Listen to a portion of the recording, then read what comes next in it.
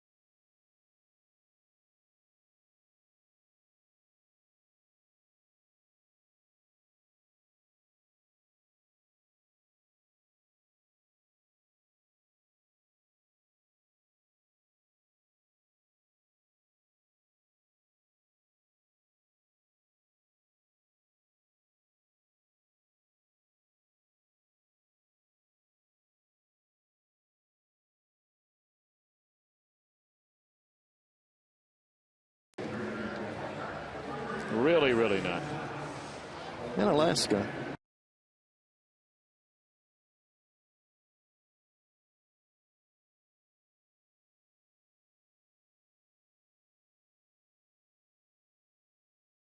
By authority of the Cincinnati Reds, it may not be reproduced or retransmitted in any form, and the accounts and descriptions of this game may not be disseminated without the express written consent of the Cincinnati Reds.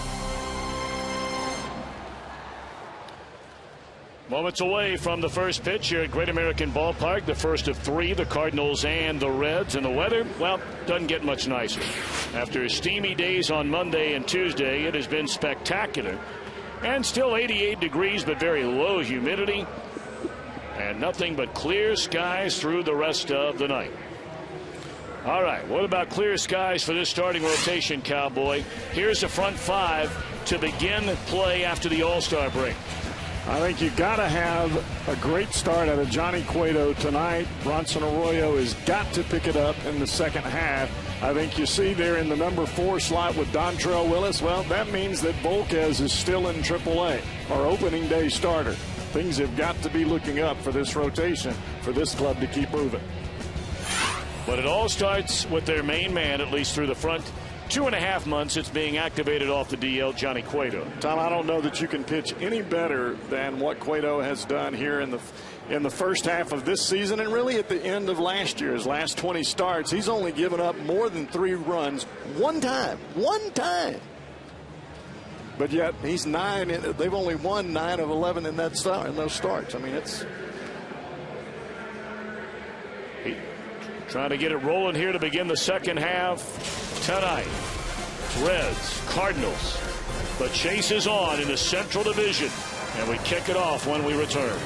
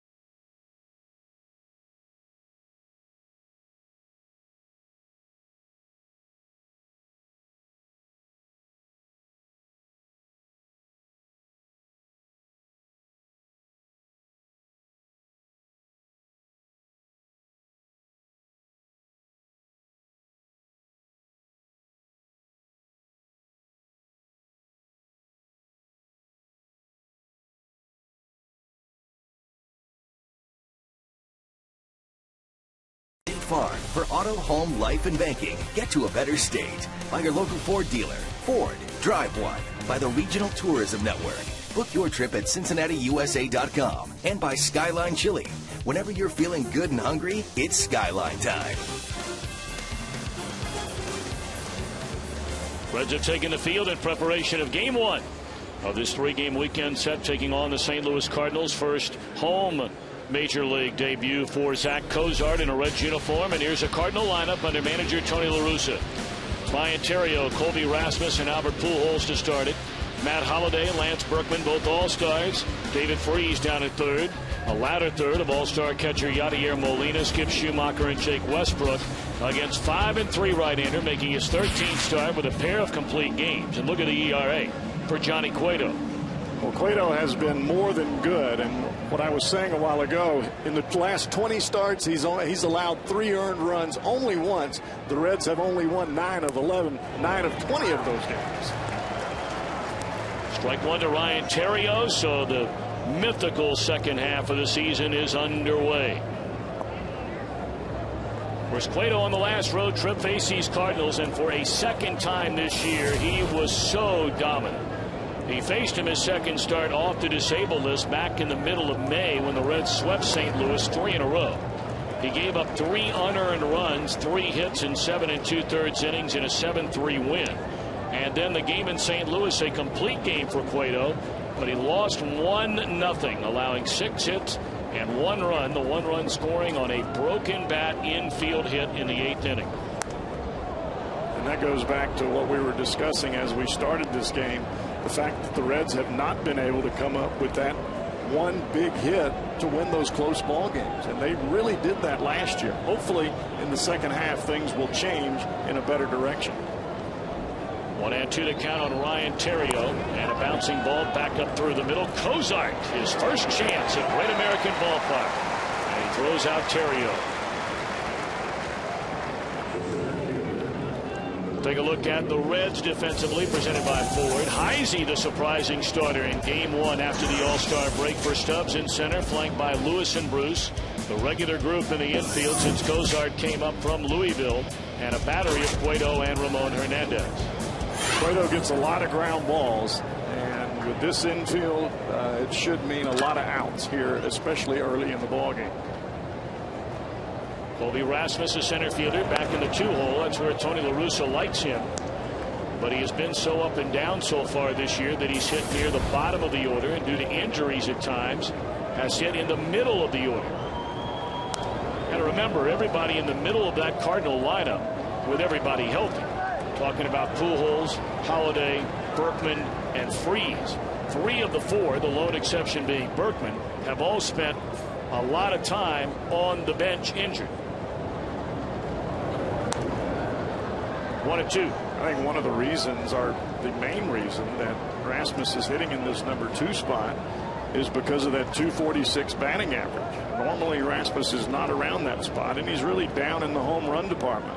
You look at the guys that you were just talking about, Pujols, Holiday, Berkman, and Freese. When they have been healthy, they have been stinging the baseball. That one stung into right field, and Bruce giving chase. What a nice play made by Jay Bruce. Wow. That ball left the bat. I don't know about you, Cowboy. I didn't think he had any chance to get there. Tom, there's so much about speed that is talked about in this game of baseball. How about quickness on the jump there? Right on as the ball comes off the bat, Bruce is already breaking into the corner. He reads the ball as well off the bat for an outfielder as anybody I've seen. So 2 up and 2 down, and now it's Albert Pujols. Of course, he came off the disabled list after suffering that broken bone in his wrist.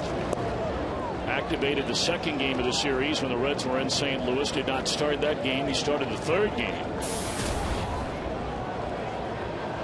And a 1-0 pitch to Albert. Straight away center field and tag. Back to the wall is Heisey with room up over the wall. He got it. How about that one?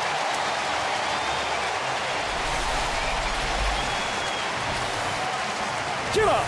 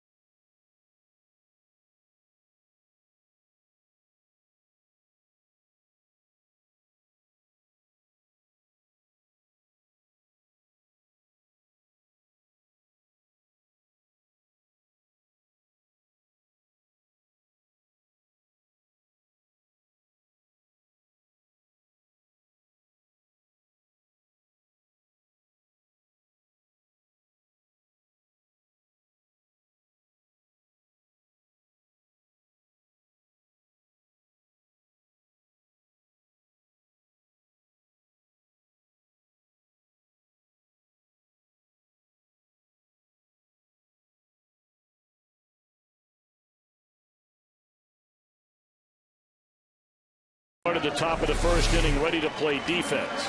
Amazing catch here by Chris Heisey. You talk about fundamental catch. 2 hands as he leaps over the fence to catch the baseball. How many times do you see that anymore? Never.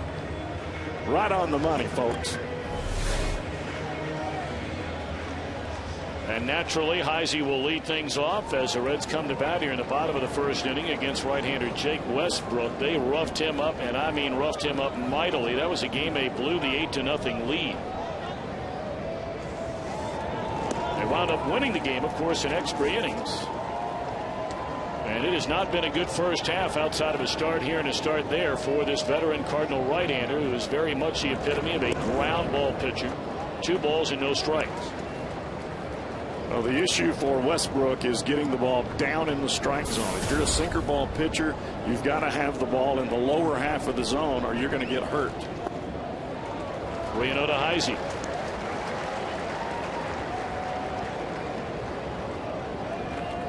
Westbrook has just had a difficult time finding consistency in the zone.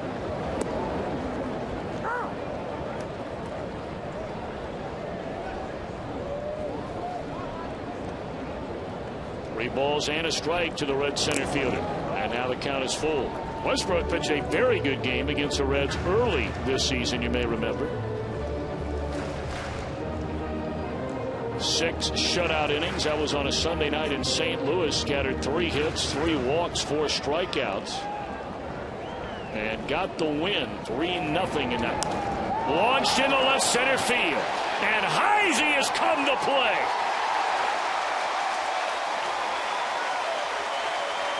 When you hit first, it's almost like, well, it's kind of like pinch hitting.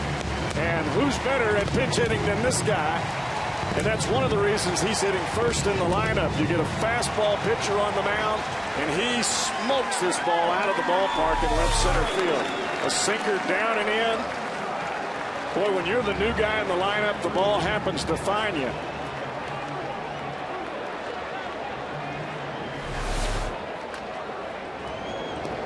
Chris Heisey safe at home, safe and secure in New York life. 1-0 Reds after 1 batter.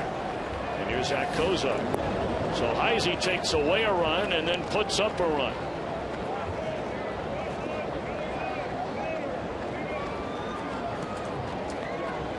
Kozar 5 hits in his first 16 at bats, and there's another base hit for Kozar into right field. So his first at bat is a Red here at home. And now Kozar has hit in every game which he has played to start his major league career, including a game off the bench. So Votto coming up, Brandon Phillips in a cleanup hole, Jay Bruce in right, Scott Rowland in third. For the latter third, Fred Lewis, Ramon Hernandez, and Johnny Cueto. Well, this is a lineup that Dusty Baker has shook up pretty well, hoping to get some runs in big-time fashion. Here's Votto at 324, 13 home runs, 55 runs batted in. Got a couple of at-bats in the All-Star game, went 0 for 2. Second year in a row, the reigning National League Most Valuable Player has played in a Midsummer Classic.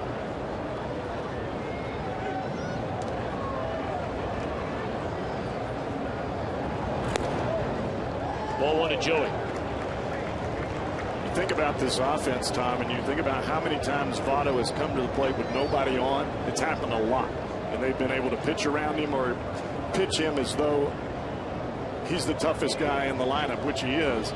But now with these 2 guys in the top of the order, they continue to make contact like they are right now. It's going to make it tough to pitch around Votto, especially with Phillips hitting behind him.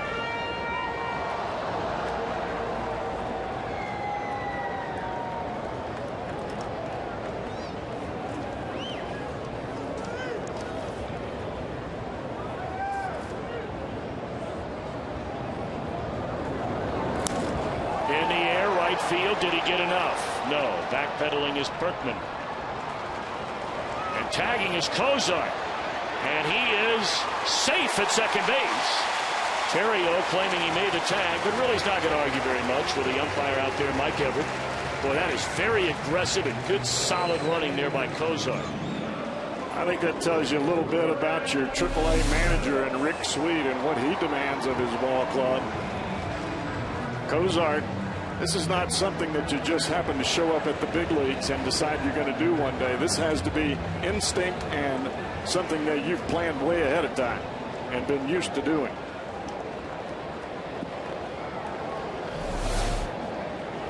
Well, Cozart in scoring position for Brandon, a .290 batting.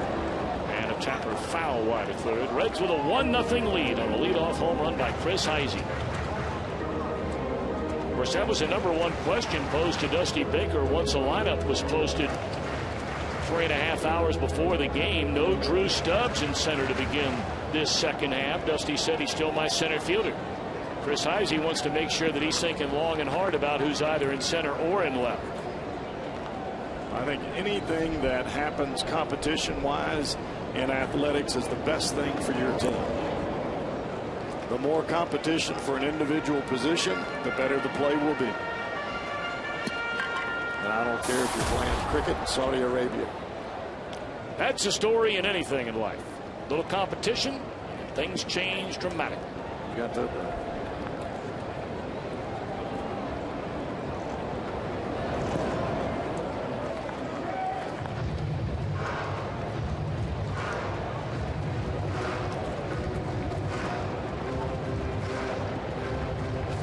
How many teams can say that they have 4 All-Stars in the middle of their lineup in back-to-back fashion? Well, both of these teams nearly do. If you had Molina just flip-flop with David Freese, a third baseman, both of these teams would have exactly that. 4 All-Stars right in the middle of their lineup. Phillips gone on strikes, and there are 2 outs in the inning. Take a look at St. Louis defensively, presented by Ford. They have All-Stars in Holiday and Berkman in left and right. Rasmussen center. Of course, Albert Pujols did not make the All-Star team this year, so I guess technically I'm incorrect in saying that, but everybody knows he's an All-Star. No doubt about it. And Yadier Molina went to his 3rd straight All-Star game behind the plate. All right, here's Jay Bruce. He swings at the first pitch and pops it up into foul ground over near the Cardinal dugout and off the top of it. But let's face it, Tom, this Cardinal ball club, they may have the sluggers in their lineup, but they do not play the same type of defense that the Reds do. And there are very few teams that can claim that. I think it's amazing whether people like Tony La Russa, and of course many around here do not like Tony La Russa. You know, with all the rivalry that has taken place, especially over the last couple of years between these two teams. And it is a great rivalry. But he has done a spectacular job with his Cardinal team this year when you consider all the injuries and to who the players are that have been hurt. I mean, it would be like taking Votto and Bruce and Phillips out of the lineup at various points in time during this first half of the year, and yet they sit atop the division 6 games over 500. Well, every time they've had an issue where a big player has been taken out of the lineup, somebody has stepped up bigger than what they were before. And that's what the Reds did last year, and that's what they've got to do now. They've got to have their big players come to the ballpark with big time ideas every day.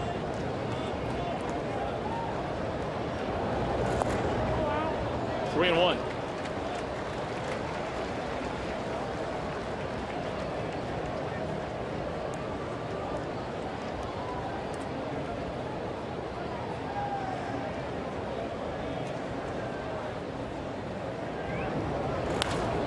Pull to the right side, and this will end the inning.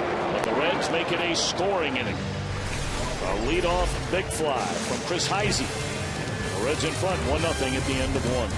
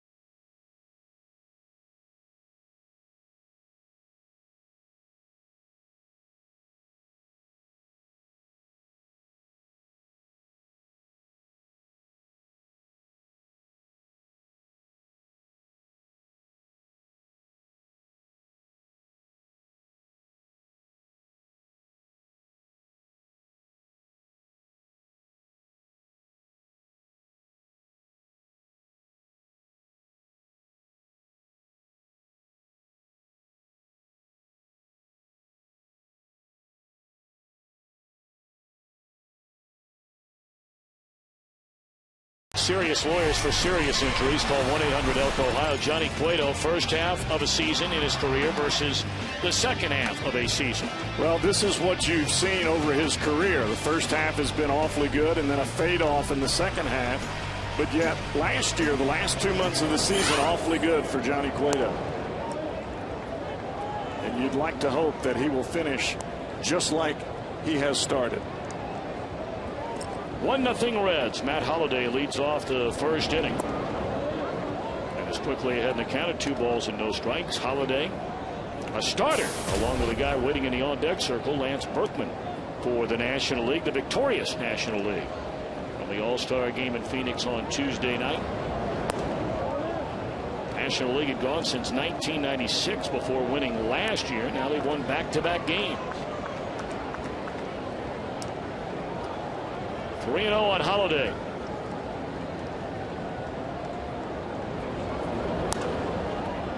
And a lot of these Cardinals will swing 3-0. And Holliday, one of them, fouls it off to the first base side.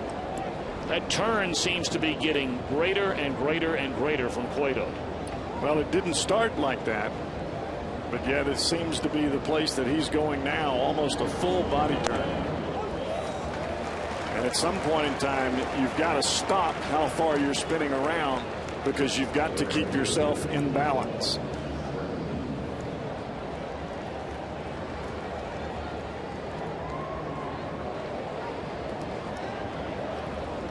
So here comes Lance Berkman. .290 batter, 24 home runs, 63 runs batted in. Many feel like Berkman is right in the mix as far as a first half National League most valuable player is concerned, right there with Jose Reyes and Prince Fielder. Those are the 3 primary names that are brought up, and they got a chance to turn 2 here. They get the out and they get the second out. You cannot run out of the baseline to evade the tag, and that is exactly what Holliday does here. You're better off stopping and going back to first. That way, at least you can keep yourself in a rundown.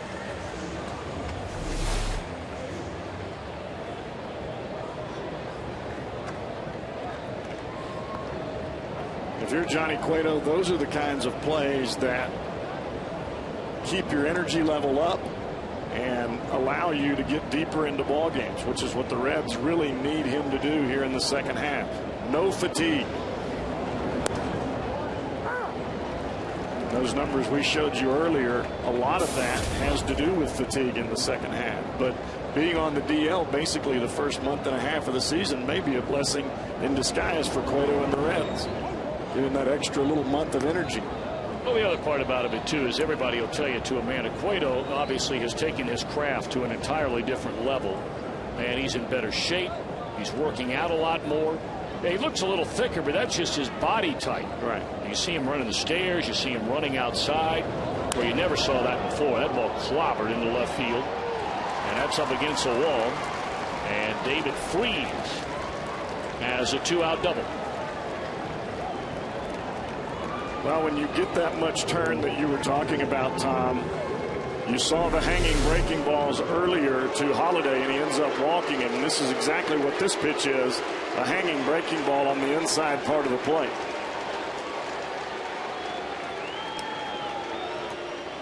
Too much turn makes you drop your elbow and keeps you from getting on top of the breaking ball.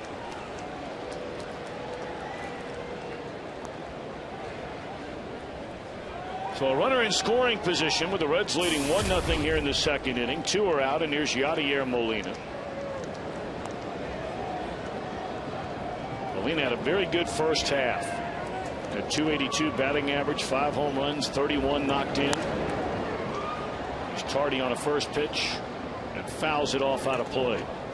That should tell you a little bit about Johnny Cueto, that some of these Cardinals are swinging on the very first pitch that comes out of his hand.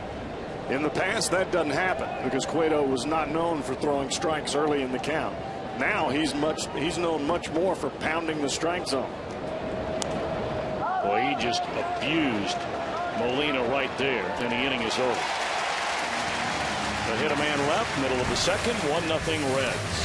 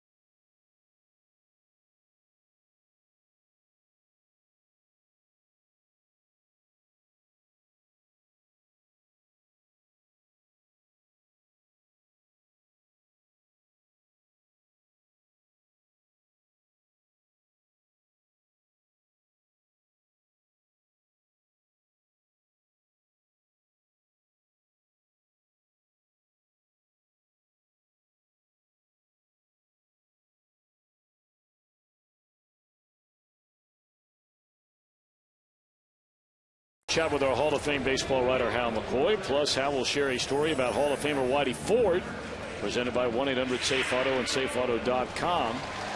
And don't forget, Sunday after the Reds game, right here on Fox Sports Ohio, Boys in the Hall featuring Whitey Ford will come your way.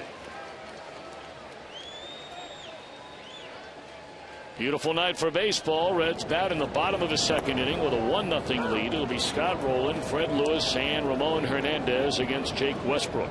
Well, there are a whole lot of folks that are piling in right now into this ballpark. Well, it's really been that way for the better part of the last 3 homestands.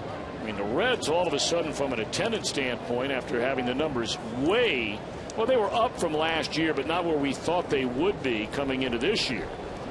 But man, oh man, you go back, you know, even before the Yankees came to town, and all of a sudden they have just been packing them into Great American Ballpark.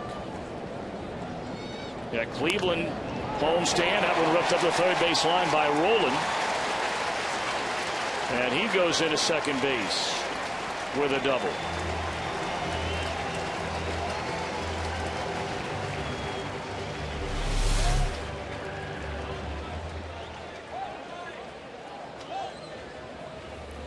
And that is a milestone hit for Scott Rowland. His 500th career double. Hall of Famer George Brett and Atlanta third baseman Chipper Jones are the only third baseman up until now in the history of Major League Baseball to produce at least 2,000 hits, 500 doubles, 300 or more homers, and 1,200 or more runs batted in.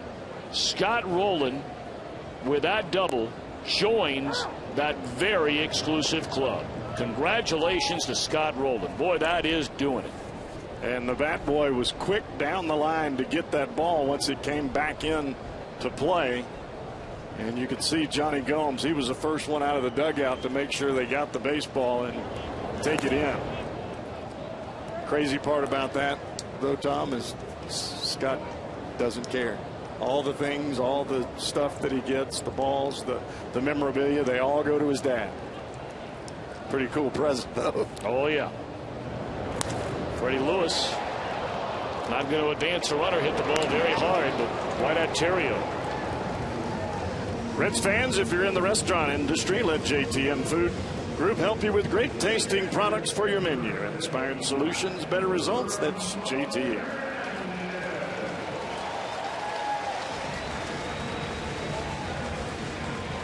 We were talking about the crowds a little bit there. Well over 31,000 all 3 games against Toronto, every game against the Yankees, all 3 games sold out. I think that better prepares you as a player. I think the Reds were awfully really in culture shock going into Philly last year in the playoffs, seeing that much of a crowd, that loud of a crowd. You can't help as a player to come out and see this kind of home crowd and not be just psyched. Of course, they had over 40,000 each of the first 2 games against Cleveland. That was that 3-game homestand. 35,000 nearly in the final game on the Sunday afternoon. And then on the road trip leading up to the break, packed houses in both St. Louis and Milwaukee. 1-1 to Ramon Hernandez. Well, you know that when you have the 4 teams that are going at it right now, and that includes Pittsburgh along with the 3 teams you just named, and the Reds head there after this 3-game series, and from what I hear, Pittsburgh is packing them in. Yes, they are. They've sold out, I think, each of their last 7 home games, if I'm not mistaken. In their strike 2 or 1-2 to Hernandez.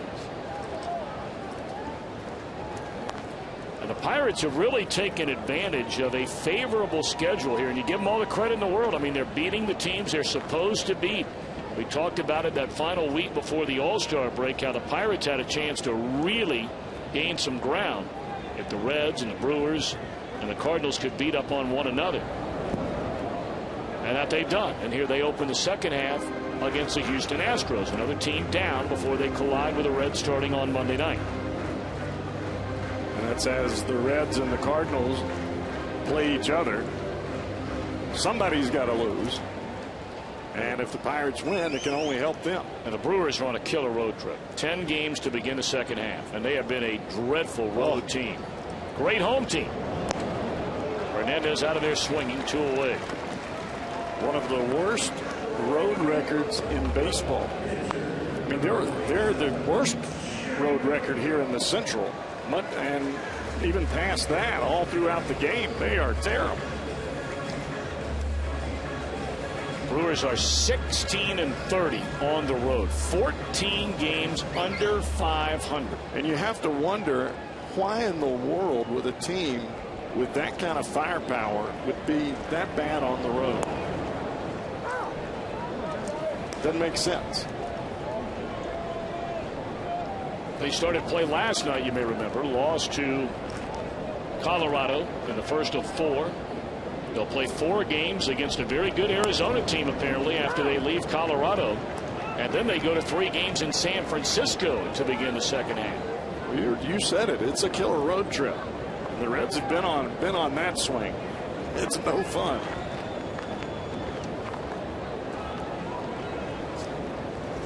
Oh, 2 to Johnny Cueto.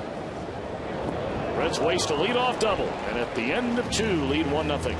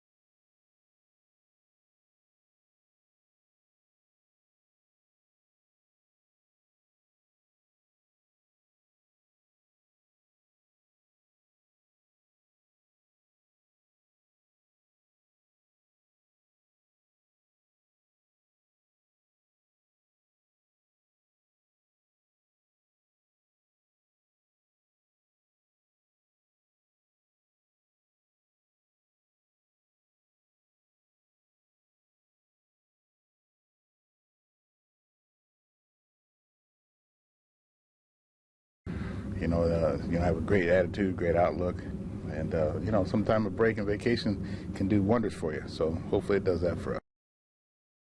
Geico direct quote from the manager, Dusty Baker. His team trying to kick it into gear really for the first time all year long outside of the first week of the season when they began the year. You may remember 5-0. They got to as many as 8 games over 500. That's after sweeping the Cardinals back in mid-May, but things have been a major struggle by and large since then, when the Cardinals were last year on May the 15th.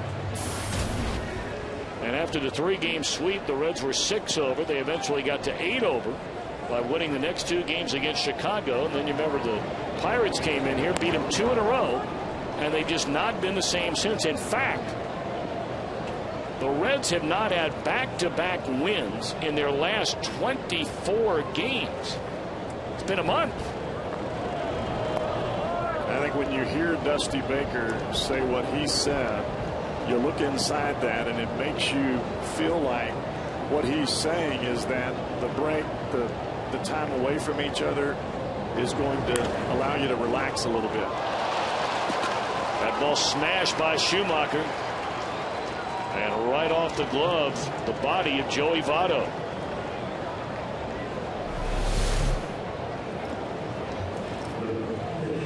Ground ball right to Votto, and it looked like he got to the side of that ball instead of getting, you see that drop step with the left foot there? that allows his body to turn just slightly, so when the ball took that final hop, it goes off the side of his body and caroms into the outfield versus falling right in front of it. It's an error on Votto. Johnny very early in this game has only allowed 1 hit, but he has walked a batter, and he's fallen behind a lot of batters. That one bunted perfectly by Westbrook, and that'll advance a runner on to second.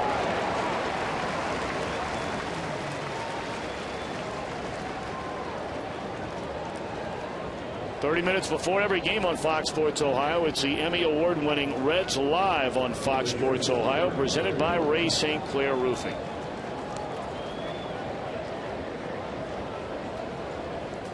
Reds Live will come your way again tomorrow at 6:30 Eastern Time with Jim Day and Jeff Pecoro.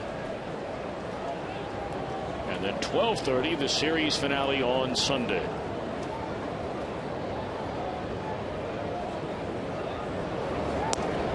Strike one on a breaking ball to Ryan Theriot. It's a big out right here for Johnny Cueto. You get the out here, then you can really press and force the issue against Rasmus. You don't get this out here, you know Pujols is going to come to the plate.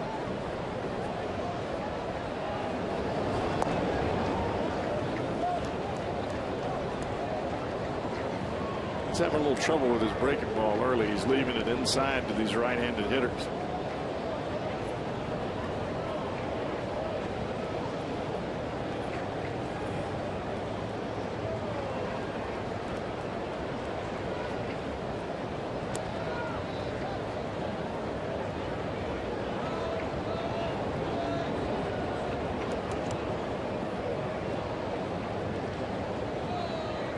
See Pujols in the dugout with that bat a while ago. You wonder if he sleeps with that thing.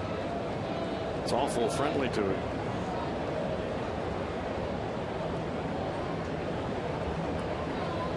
One and one on Theriot. Back to Cueto. He'll look to run it back to second, get the out of first. Well done by Cueto. Awfully good job by Cueto. No place to go at second base. But what he did do after the play was eliminated at second, he got his feet back underneath him and made a balanced throw to first base. A lot of times as a pitcher, things feel like they're happening so fast. You fake the ball to second and you throw off balance to first, and the ball ends up down the first baseline and all havoc breaks loose. So here is Rasmus. He hit that liner to right field that Jay Bruce made a beautiful play on, just in front of the wall in the first inning, and there's ball one to Rasmus.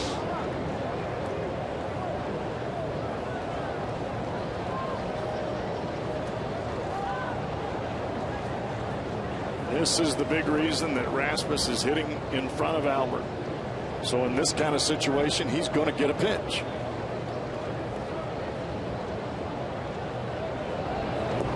Well, we've talked about it so many times through the years.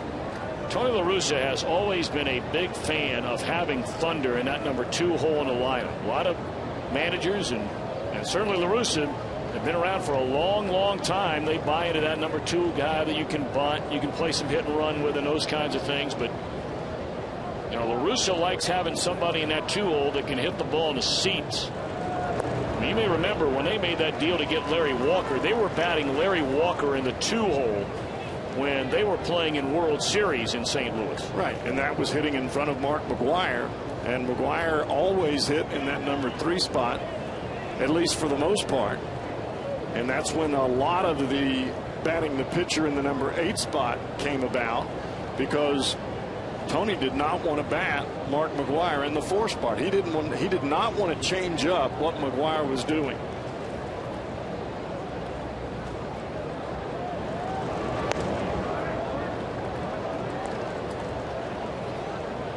Now all of a sudden Cueto has fallen behind this number 2 hole hitter Colby Rasmus, knowing who's in the on deck circle, and it's 3 balls and a strike.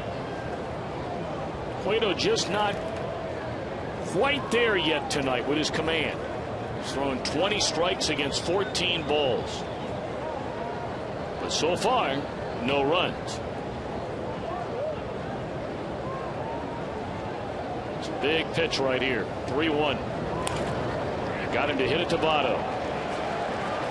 The feed to Cueto, and that's it. The Pujols left in the on-deck circle. The Reds still lead 1-0.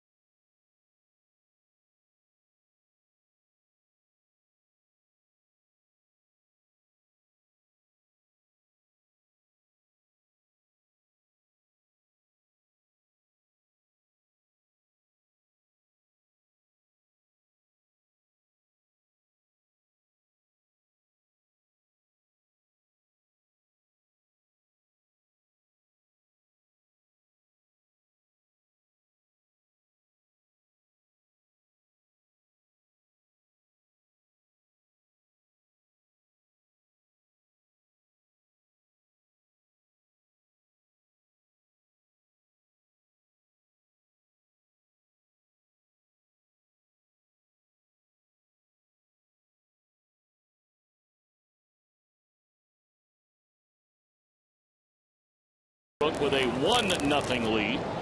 Top of the order coming up. Chris Heisey homered to lead off the game. In fact, his last 2 home runs have been leadoff home runs against Jake Westbrook.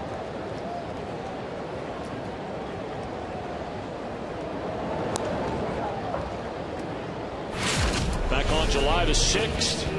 First batter of the night. Of course, the Reds sent their first 5 batters to the plate in that game, and all 5 of them scored. And that was before an hour was recorded. And tonight, Westbrook thinking, oh no, here we go again. It's in the air to right center. Rasmus there, 1 out. Heisey likes the ball middle end, and that's right into his natural swing. The ball that's down and in. He almost has that left-handed hitter swing, but yet he hits it from the right side. Loves the ball down and in.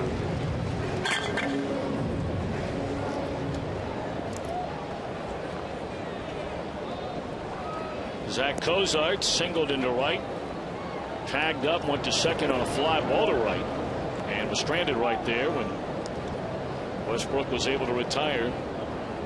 Brandon Phillips and Jay Bruce in the first inning.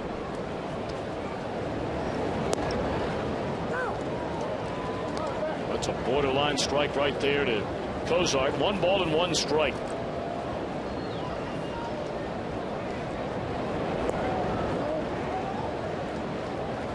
You see Cozart play and you think, how long has this kid been up here? You'd think he's been around for 5 or 6 years. Calm and cool.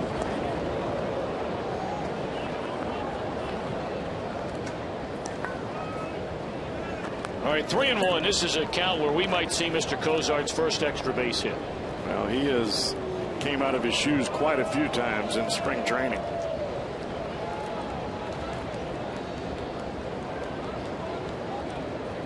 And 1. And another borderline strike. Well, that's 2 of them in this at bat. And that's not a bad pitch to take there. A 3-1 pitch, you're looking for something that you want to hammer.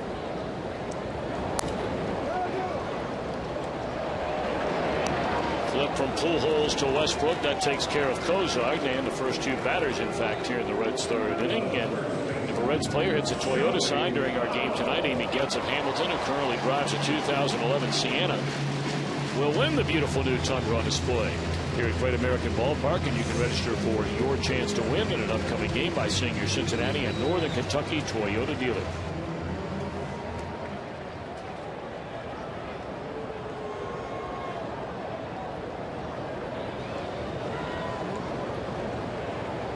Well, now Votto, he flied out to right field, his only time up.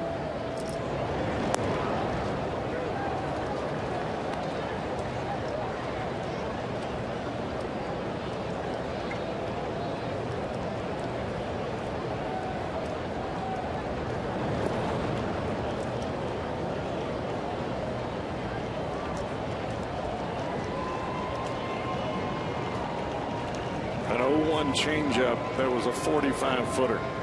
That tells you how Westbrook is going about his business with Votto. About how you'd pitch Pujols. Oh.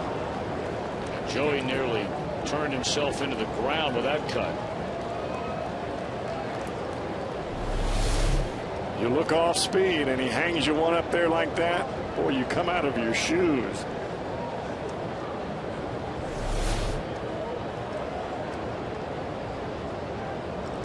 Westbrook shaking off Molina 3, 4, 5 times before finally saying all right. 2-2. Westbrook knows he got away with one right there. Hanging curveball up and out over the plate. You don't get away with those too often.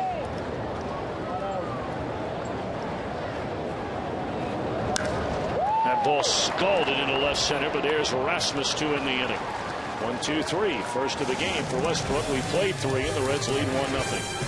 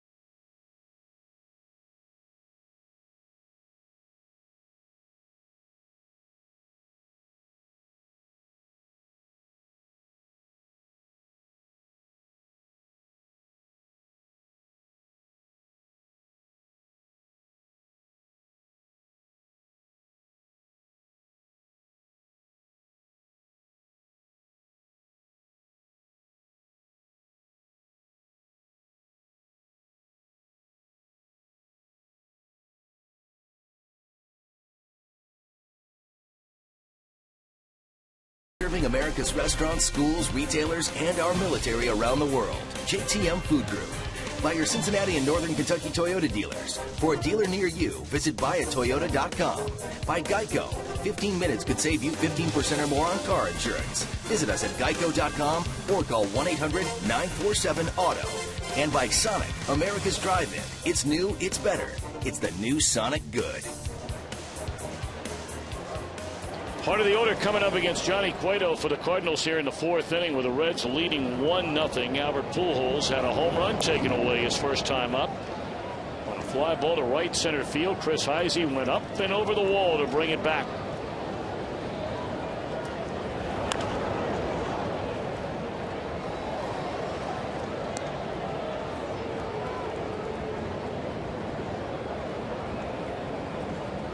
Of course, you know, in St. Louis, with each passing day, first and foremost, they're wondering, did the Cardinals win? Where are they in the standings? There's a hot smash, bobbled, but plenty of time for Rolen, 1 out.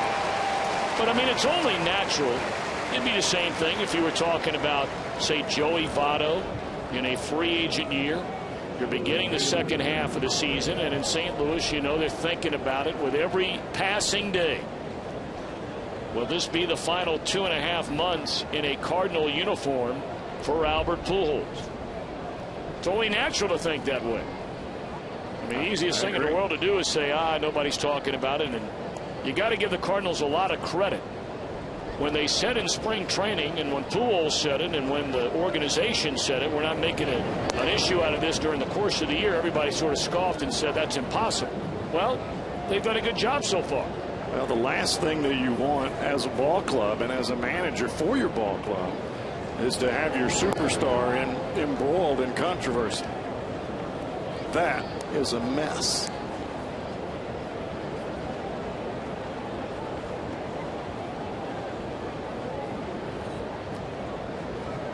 Matt Holliday walked, leading off the second inning.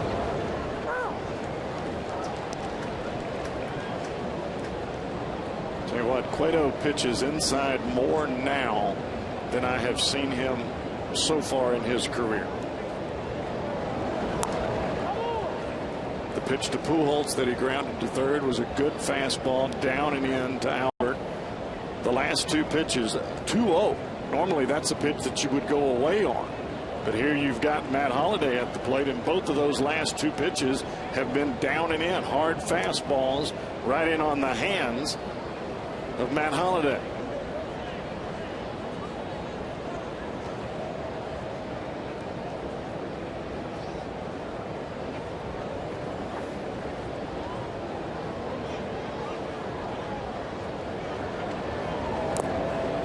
Wow. Came in again and got him on a fastball, strike three. Well, the bottom fell out of that pitch. And you look at some of the pitches that Cueto has made earlier in the ball game. The first batter of the game, good hard sinker right in the middle of the plate, running inside on Ryan Theriot. Inside to Lance Berkman. He ends up with a double play there. And then look at that jam shot. That's Yadier Molina. That's the guy that took him deep.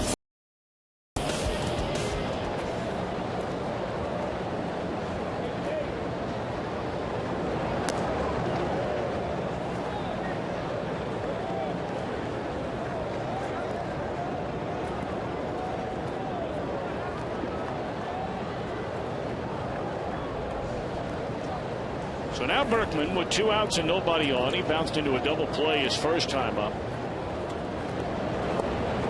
Wow.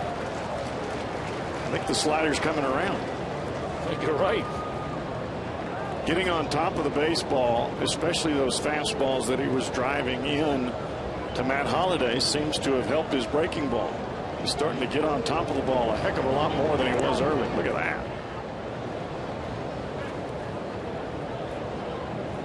And that's really what's made Johnny so much tougher this year than in any other year, is the fact that he's on top of just about every pitch that he makes, driving the ball down. Very few are left up in the strike zone.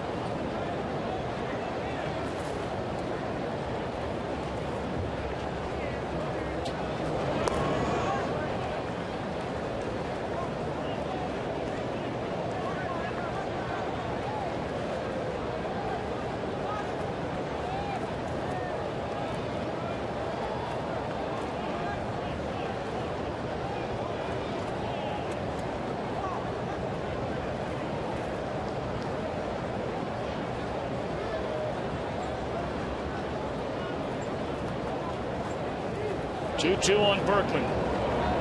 Got him swinging. What an impressive fourth inning against Pujols, Holliday, and Berkman. Not a ball leaves the infield.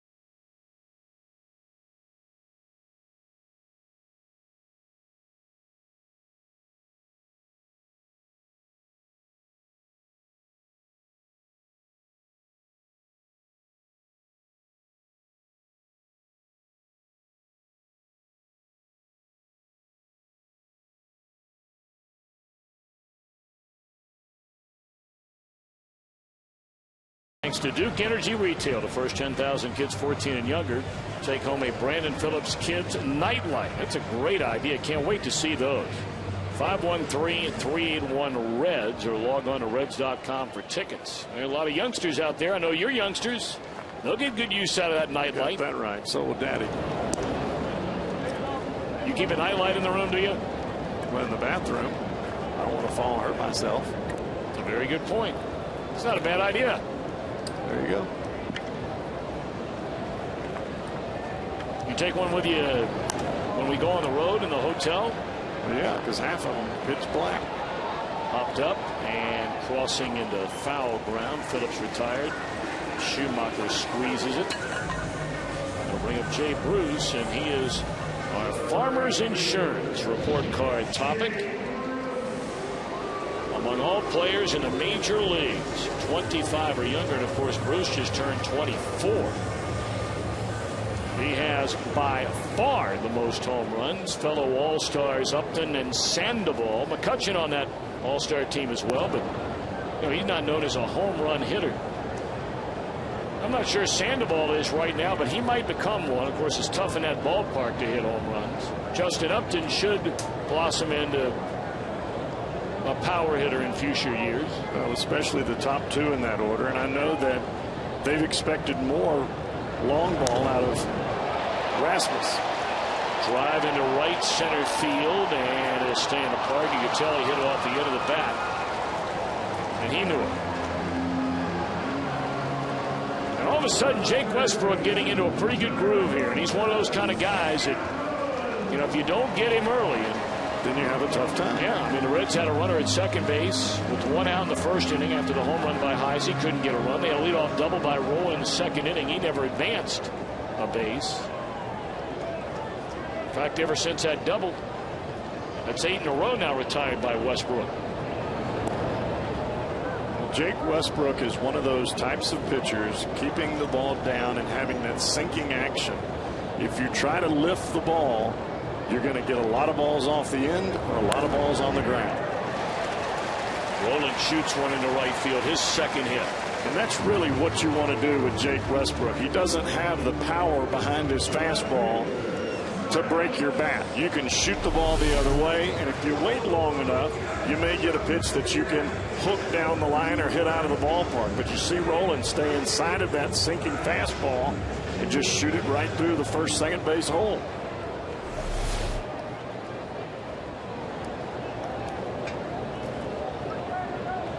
So Rowland turn around and say thank you to the first base umpire Mike Winters, who undoubtedly congratulated him on that 500th career double, his first time up. And I'm sure Albert Pujols did the same. Longtime teammates. I mean, they were two of the real cornerstones of that Cardinal team that won the World Series, with Rowland at third and Albert at first. Well, I don't know that you get a whole lot more class than what you got right there at first base. You got it. They'll go to war with each other as much as they will talking to each other over there at first base.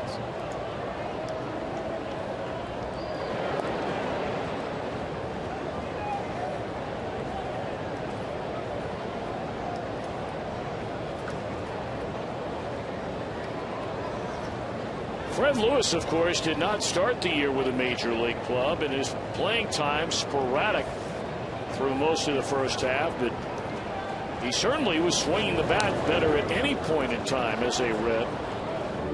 Over the last month leading up to the break, he hit .340 over his last 19 games.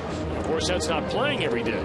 And it almost seems as though he's been able to separate the pinch hit at bats with the game on the line and still go into his at bats that are grind out at bats like this would be here with 2 outs, and still be able to put the bat on the baseball.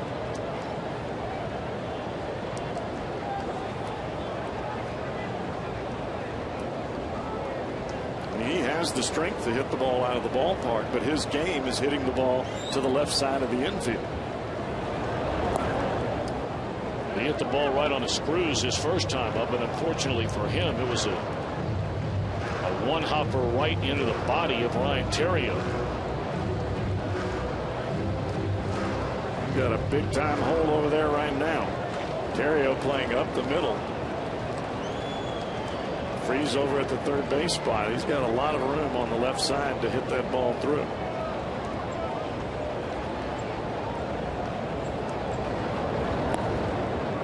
Two and two.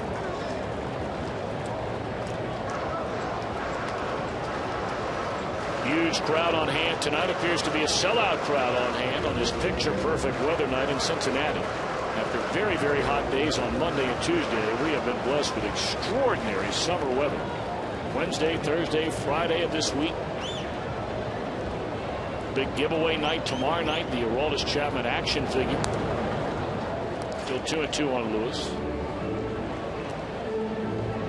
Throwing a lot of off-speed pitches to Fred Lewis, trying to get him to roll over on a slow ground ball to second base. That's one of the reasons they've got Terrio playing him up the middle. Lewis trying to do the opposite, stay back and shoot the ball the other way.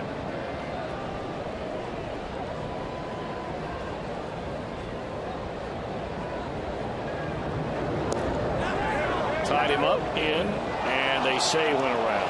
Wow, boy, that's Chris Guccione down there. One hit, one left, into 4, 1-0 Reds.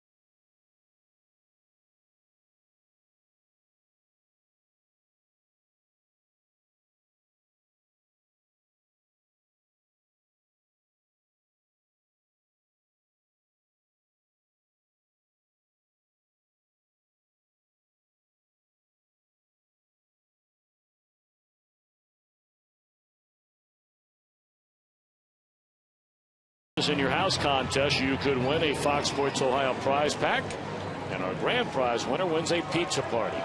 The Papa's in Your House contest presented by Papa John's. Time now for our AT&T trivia question tonight. Who are the only 2 Reds to record 20 or more home runs in each of their first 4 major league seasons? We'll give you a little while to think about that. I know that. You do? I do. Well, you've been scuffling over on the radio side this year. I know, but I know that one. All right, we'll give it a minute, and then I want you to give the answer before we reveal the answer. Is that a deal? Sure. Because you have really been scuffling. We know that.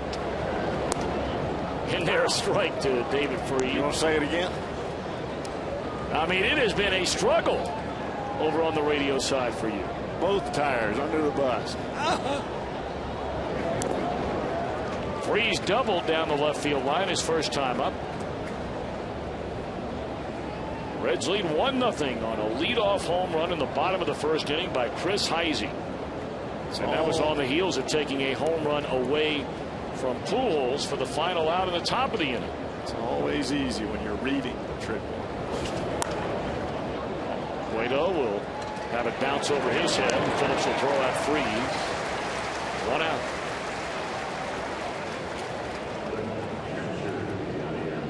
Molina to follow, and Schumacher coming up. He is really getting the ball to go down now. I was a little worried about him in the beginning of the ball game. Breaking ball was staying up. Ball was a little bit flat. He got away with a pitch to Pujols early in the game that Heisey made a great play on out there in left center field or right center field. But other than that, starting to come on a little bit. You like those guys that are finishers. Molina fouled out to the catcher. His only time up. First pitch swinging for a second at bat by Molina. And it's fouled over the screen and out of play. Remember, Cueto got Molina with a runner at second to end the second inning when he buried a pitch in on his knuckles. And he fouled out to Hernandez up the first base line. Well, he started him with a fastball away his first time up, and he fouled it off down the right field line. That last pitch was inside. First pitch in, now they're going away.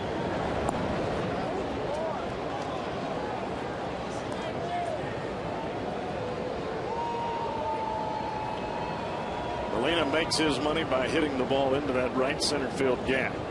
Every once in a while, you'll see him cheat on the first pitch. Well, that's a beauty.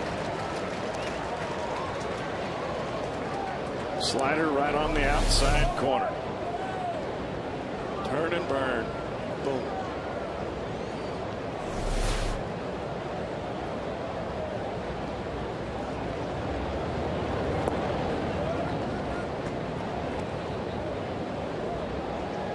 You can see Molina turn around and ask home plate umpire Mike Machlinski where that breaking ball was, and it's difficult to see as a hitter when your slider goes down instead of breaking away from the hitter. One hopper to roll him, 2 out. Right now, Johnny Cueto has everything going down, and that means a whole lot of ground balls for this all-star infield.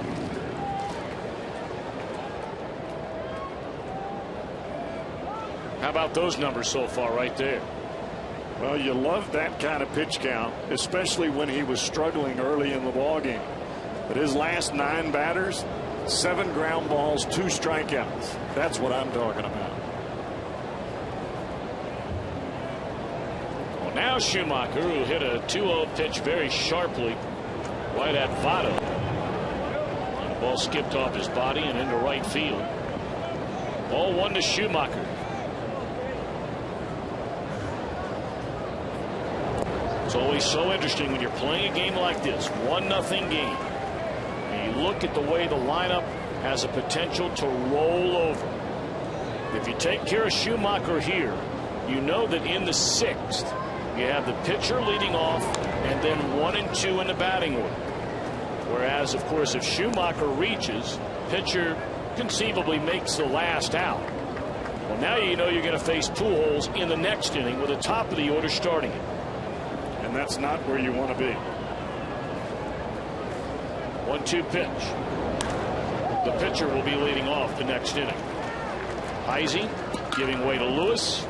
1-2-3 for the second straight inning by Johnny Cueto.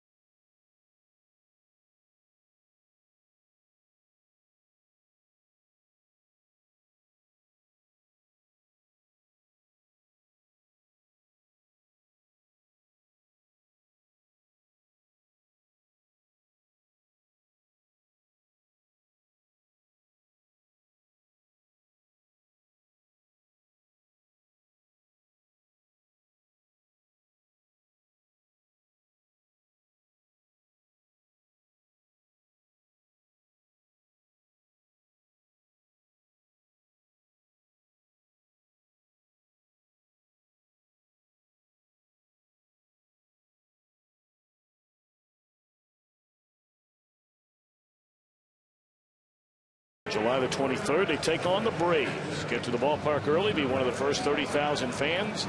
And you'll bring home a Johnny Gomes bobblehead thanks to Champion Window and Patio Rooms. For tickets, call 513-381-REDS or visit Reds.com. Of course, Champion, our proud sponsor of the Reds broadcast booth.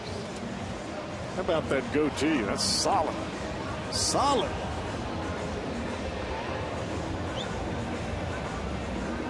And we're told, actually, the arm bobbles, you know, where Johnny grabs his helmet before the at-bat. And that goes up and down. That's pretty cool. That is. Very cool. Who comes up with those things? I don't know, but I tell you, they're getting better and better every single year. You know, it used to be a lot of those giveaways. I mean, they were nice to get and that kind of thing, but, you know, they were just, I would say, probably okay. But over the last number of years, they have really gotten to the point where, I mean, it's really nice stuff. Top dog marketing strategy.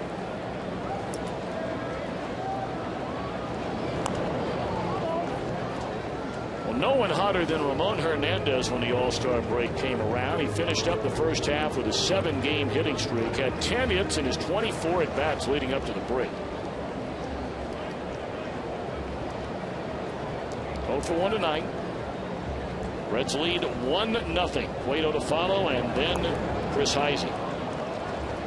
And Ramon does just not look very comfortable here these first couple of at-bats against Westbrook. Well, the problem that you have with a hitter like Ramon Hernandez, who likes to shoot the ball the other way, you've got a sinker ball pitcher on the mound. He's throwing inside the majority of the time. And as a hitter that is like Hernandez, who wants to go the other way, you're trying to get inside of every one of those pitches, and that pitch makes you look crazy. Second time Hernandez has gone on strikes. That's 5 of them for Westbrook on the night.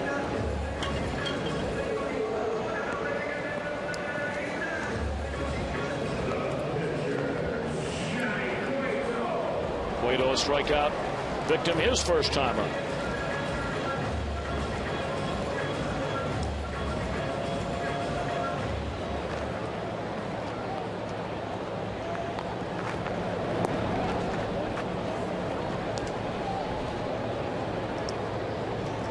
Westbrook likes to do is to throw the first pitch for a strike and then sink the ball in off the plate and make you swing at it. Once he gets strike one, then he can run the ball in off the plate because he can start it in the middle and it looks like a strike.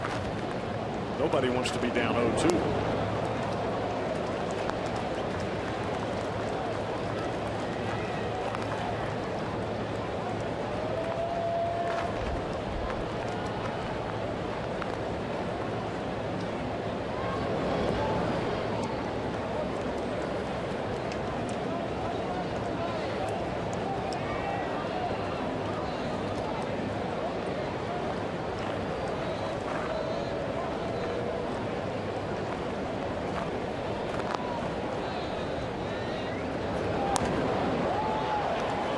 To the mound, and that's out number 2.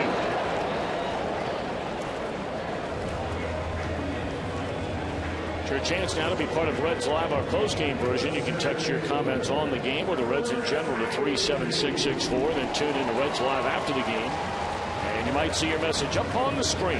Message and data rates do apply.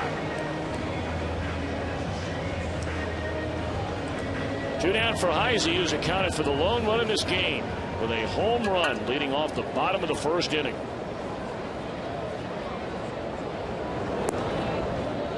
You see where they're pitching him now. They're staying dead away.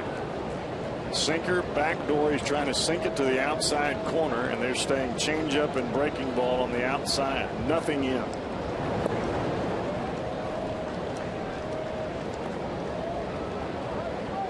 Hey, Westbrook's pitching a nice game here tonight. I think a lot of us were quite surprised that it wasn't Carpenter v. Cueto in a rematch of that July 4th game to begin the second half of the season for the first time. You know, in a number of years, Carpenter not a part of the National League All-Star team. We figured it would be Carpenter, Garcia, and then we'll see. But you know, you and I were speculating a little bit, and Tony La Russa is never going to come out and say it because he's never going to concede a game. You know, he figures, why take the chance, or we're figuring he's thinking, why take the chance of Carpenter against Cueto? It could go 1-0 the other way in the Reds' favor instead of 1-0 in the Cardinals' favor. Especially in this ballpark. And then all of a sudden, the next 2 days of a series, if you're trying to win the series, which everybody, of course, is trying to do, you know, you've already gotten their #1 guy. But if you find a way, again, if you're the Cardinals, to steal one here tonight against the Reds' main man. And this is what La Russa hoped for. He's hoping for this kind of ball game. He's hoping that the Reds would be over-aggressive, coming out with a lot of adrenaline against a guy that... Oh, there's adrenaline, and there's another long one by Heisey. 2 on the night. He left that baby right over the inside part of the plate. You cannot do that to Heisey.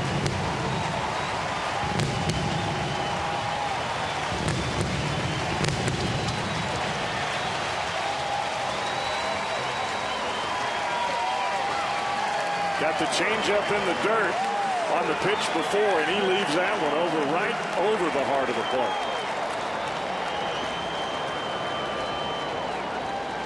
There's now 12 home runs in limited number of plate appearances this year for Chris Heisey.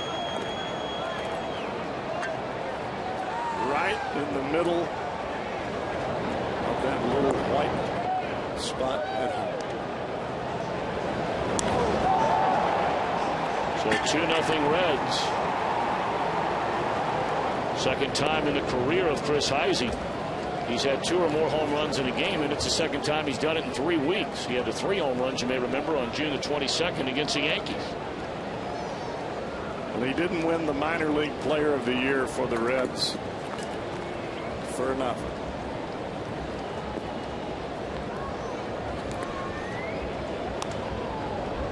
Two and 2 on Zach Cozart, 1 of 2 in the game, single to right in the first, and bounced out to Pujols in the third.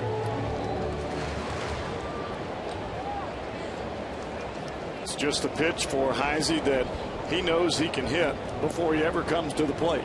The ball that's down and in, he knows he can hammer it. Rotario, the short hop, throws out Cozart to end the inning, but Heisey again producing a run in a 2-0 Reds lead.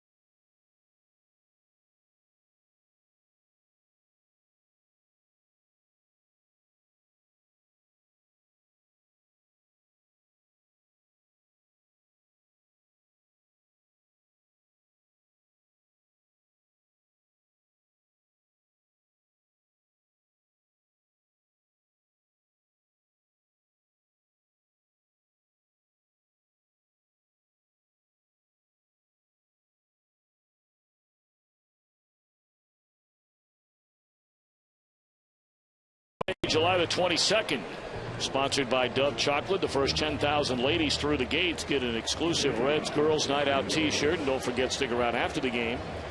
Our fireworks show, the theme is Girls Just Want to Have Fun. For tickets, call 513-381-REDS or visit reds.com. John Jay will bat for Jake Westbrook, who goes 5 innings tonight. Allows 5 hits, 2 runs, 2 home runs to Chris Heisey. Jay, first pitch swinging, pops it up. Surprised he didn't start tonight. He's got 2 home runs career off of Cueto, and neither one of them has a long career. Well, I tell you, I like Jay. I think he can play a little bit, and they continue to bring in, you know, big name guys every year that prevents him from becoming an everyday player. Well, if they ever move Colby Rasmus, that guy will be playing center field. So Westbrook barely throws more than 80 pitches in 5 innings, and he's through for the night. So you're going to get into that Cardinal bullpen a little bit tonight. He pitched very, very well in his 5 innings. And here's strike to Ryan Theriot. Westbrook did not walk a batter, struck out 5. Right now on the short end of a 2-0 game. Breaking ball grounded into center field, a hit by Theriot. Well, talk about a seeing eye single right there. That ball almost stopped before it got to Chris Heisey. Hit it right in the right spot.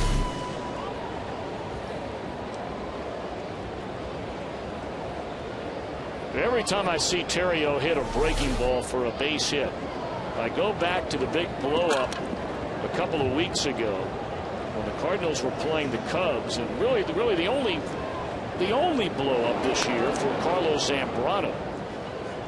Well, wasn't he the guy that came out and said, I can't believe our bullpen throwing Theriot breaking balls, because everybody knows he can't hit a good fastball. Now I don't know whether or not that's true or not. I highly doubt that's true, but I mean, Zambrano knows a little bit about him, and they got him at first.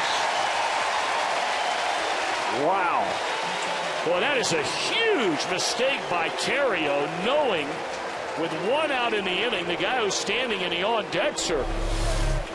Cueto lobbed the first one over there, and this one he comes back with his best move. Boy, you talking about lulling a guy to sleep. That is it. Performance Honda slip-up. Nice pickup by Votto, and the inning is over. So Pujols again, for a second time, is left in the on-deck circle.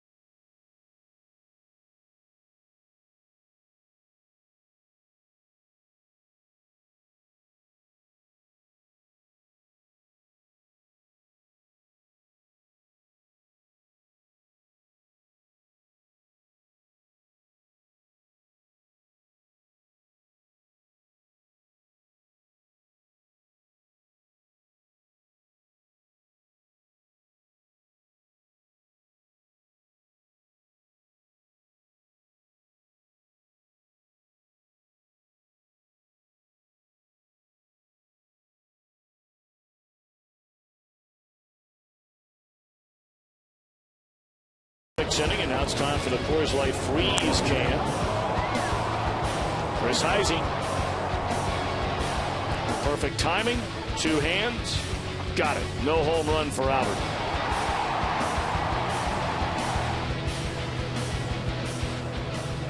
And that was the Coors Light Freeze Can, brought to you by Frost Brewed Coors Light. Been a big night for Heisey. Takes away a home run. Has hit a pair of home runs. We answer now our AT&T trivia question. All right, Cowboy, who are they?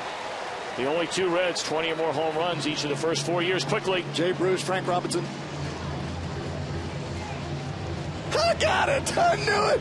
Very nice. Very nice. Come on, give me some of that now. Huh? Nice. I just didn't want to hit you with my ring. I don't want to get hit with that ring. That hurts. No, it does. Sorry. Raul Valdez takes over out of the Cardinal bullpen. We saw him after being called up from the minor leagues when the Reds were there over the 4th of July.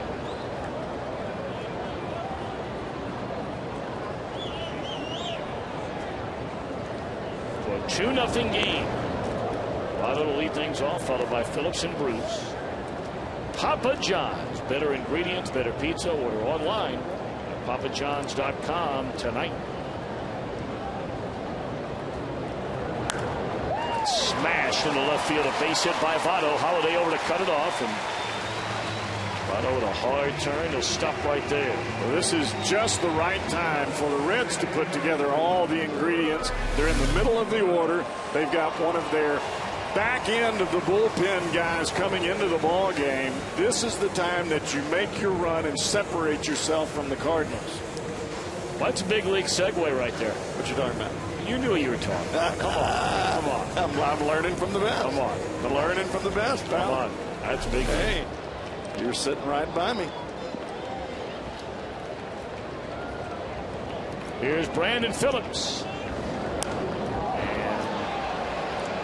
First pitch. Breaking ball. He pops it up. And look at Votto while they're standing around talking to each other. He's going to take off. Now Pujols and Molina standing there chatting about bumping into one another. What a heads-up play by Votto. Wow.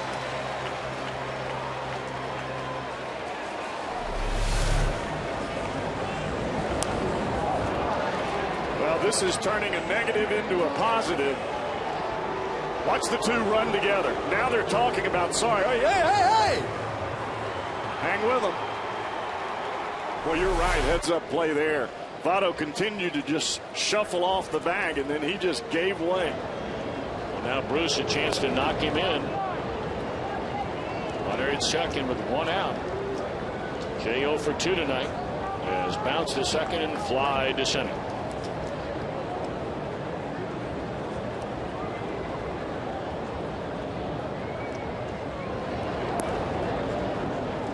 Talk about get them over, get them in. I'm not sure that's where Phillips had in mind, but if you're going to run them together, it's not a bad place for them to run together back there.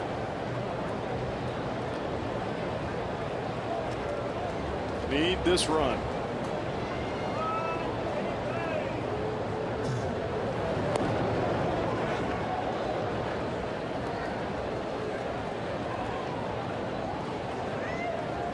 Two and one to Bruce. Valdez on a relief for the starter Westbrook, who went 5, allowed 2 solo home runs, both to Chris Heisey.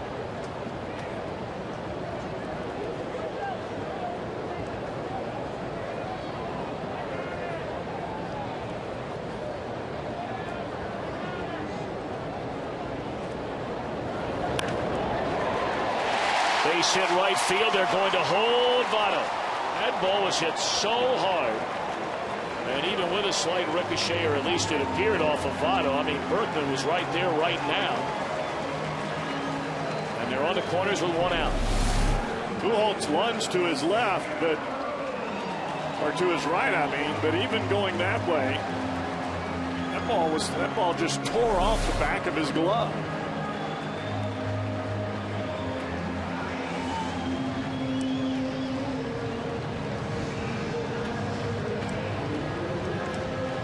That's going to do it for Valdez. And ironically, the only batter he retired was a right-handed batter. And that's what the Reds needed to do. They've got to make Tony La Russa continue to walk to that mound and bring in new pitchers. Skyline Chili call to the bullpen will bring on P.J. Walters to replace Valdez. Reds trying to add to a 2-0 lead. They're on the corners with 1 out. We'll be back.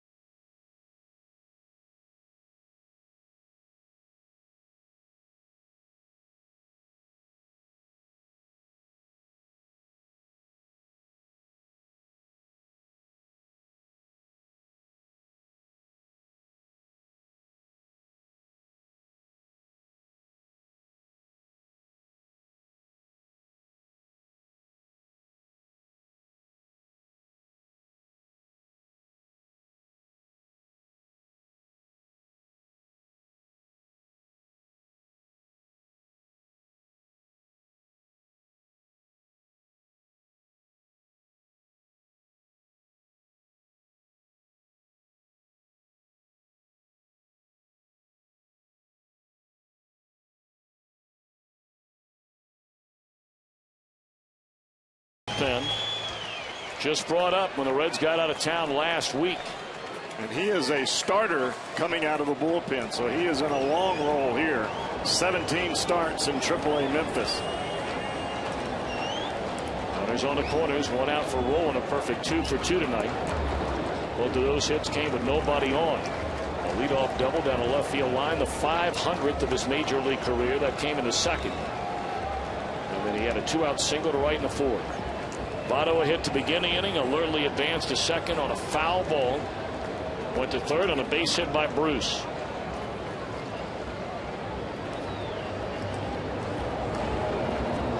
Two 2-0 on Scott Rowland.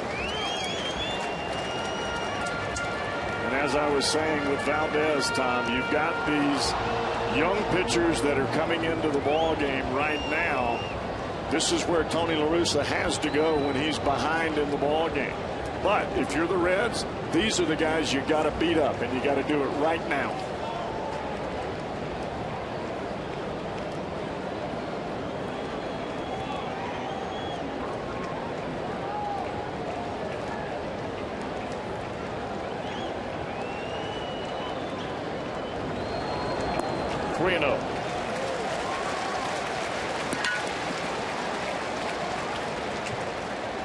I know they have pretty good crowds in Memphis for their ball games, but I'm not sure they're this big for Mr. Walters. Well, I can promise you they're not this big. That adrenaline working out there, I bet.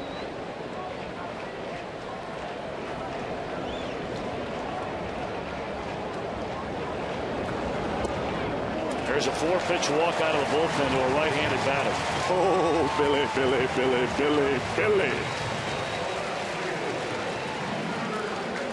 Well, now you have the opportunity, not necessarily to kick the door in, but to make it extremely tough. And Fred Lewis, the man trying to do just that.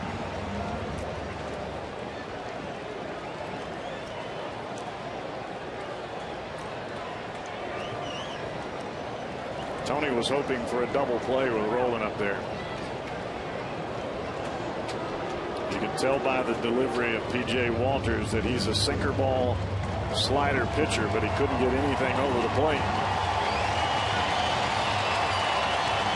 And hopefully Fred Lewis will make him do just that.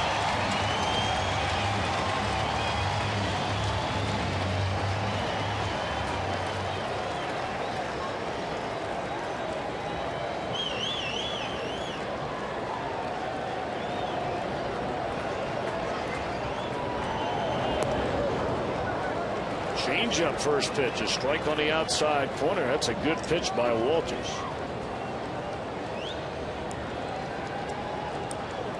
That's one of those pitches where when you're throwing it, you're hoping to get out of the inning with that one pitch, and hopefully the hitter is over aggressive.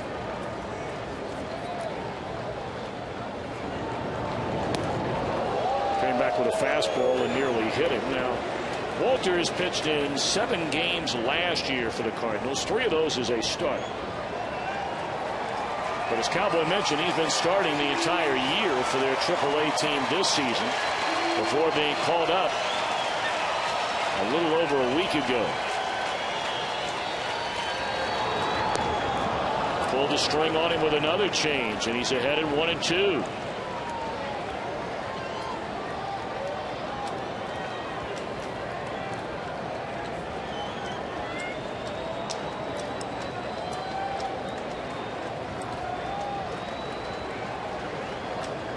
Votto, Bruce rolling aboard with 1 out. Change up one more time. And we talked about this coming into the ball game before we ever started inning number 1. The Reds have struggled and struggled mightily getting the big hit in these kind of situations this year. Last year it seemed like this big hit was automatic. They've got to start this second half with the big hit. Much is made of the Reds' record in 1-run games. To dig a little deeper and to certainly emphasize what you're talking about, last year at this point in the year, close games, meaning 3 runs or less, the Reds were 6 games over 500. This year, 3 runs or less, they are 10 under 500.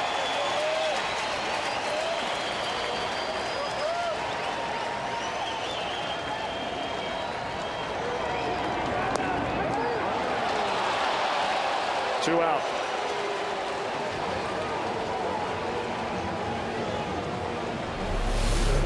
You can't hit both sides of the plate. And when you're looking for the off-speed pitch and they put that heater on the inside corner, you get frozen. That's exactly what happens to Fred Lewis there. Now you're looking for a 2-out hit from Hernandez. I'm sure he is thrilled to have Westbrook out of the game. Just didn't look comfortable up there. Not one bit. Struck out twice. They try to pitch him the same way Westbrook did, and that's breaking soft stuff away. 4-1. Well, this is where Molina makes such a big difference for a young pitcher. Change-ups away, fastball in for the strikeout. He pitched Fred Lewis totally backwards. Soft stuff early, fastballs late. 2-0.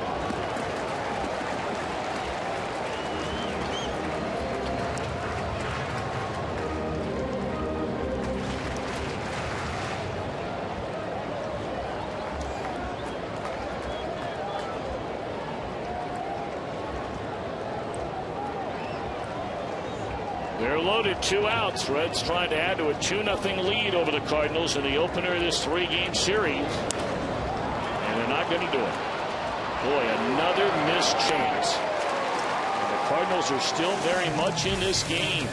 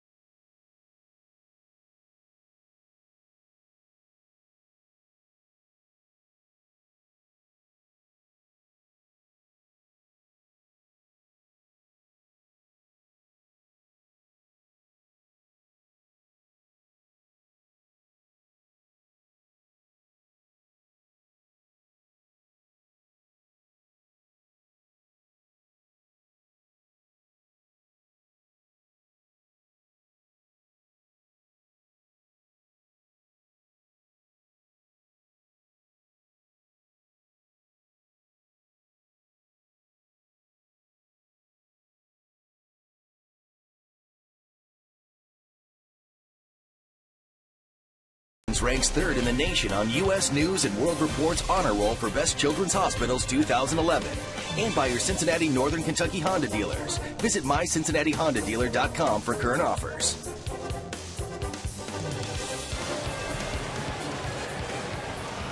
We're back at Great American Ballpark. Reds 2, Cardinals nothing in a huge inning coming up for Johnny Cueto.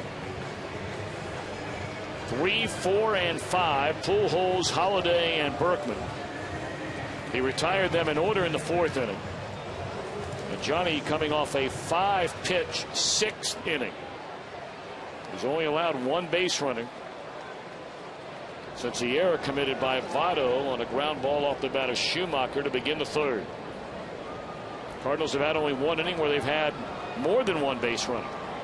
Holiday walked to lead off the 2nd, but Berkman bounced into a double play in front of a freeze double.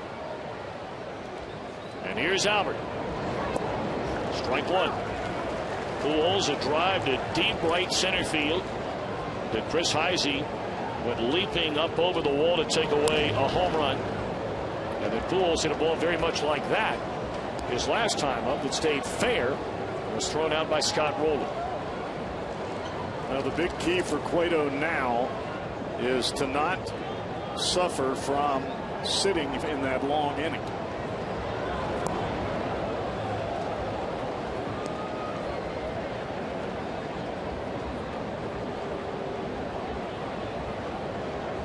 Cueto was struck out 2, walked 1, allowed just 2 base hits. 1-2 to Pujols. Jam shot, pop up, shallow left field, and it'll fall a hit. Wow. So here we are after the Reds missed a chance in the bottom of the 6th inning. You get a little jam shot for a base hit, and now the tying run, potential tying run, comes to the plate. Awfully good pitch by Cueto on a ball inside to Pujols. But the problem in left field there, Fred Lewis broke back.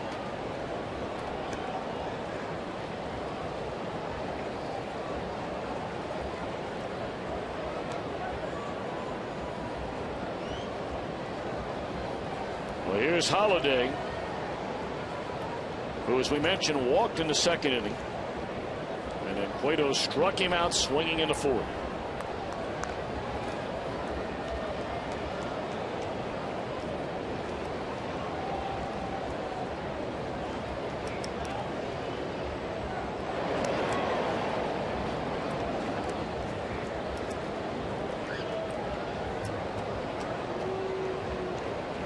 We're talking about the Reds and playing close games this year as defined by 3 runs or less. They've also been very, very bad in low scoring games, meaning a total from both teams combined of less than 6 runs.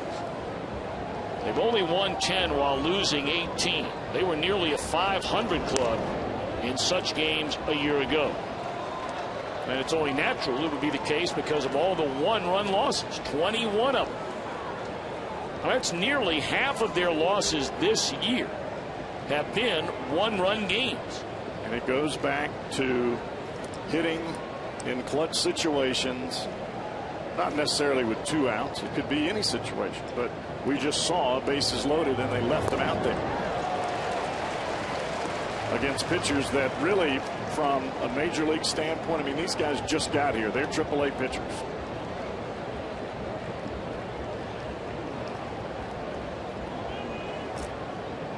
Two and one to Holliday, who has 14 home runs and 49 runs batted in.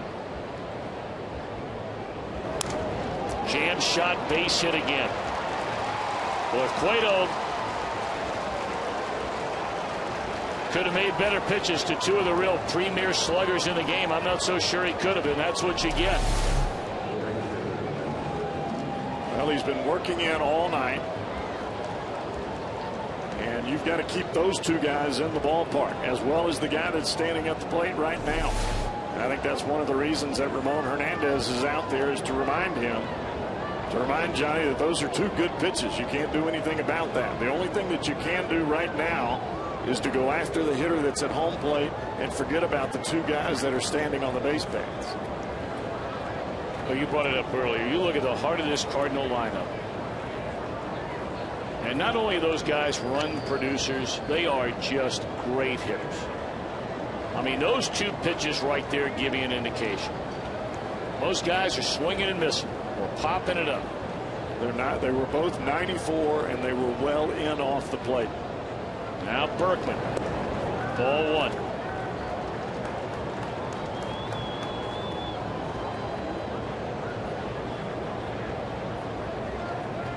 Berkman has bounced into a double play. Started on a ground ball to Brandon Phillips, and Johnny struck him out in the 4th. And now Cueto falling behind. Fell behind Holliday, 2-0. Went to 2-1 before a hit. 2-0 now to Berkman.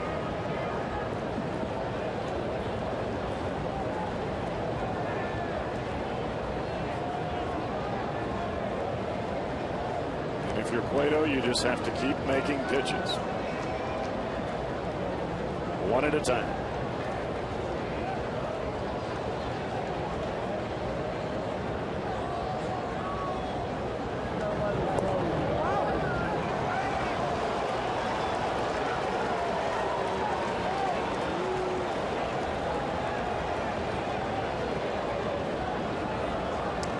You said it earlier, Tom. They swing 3-0.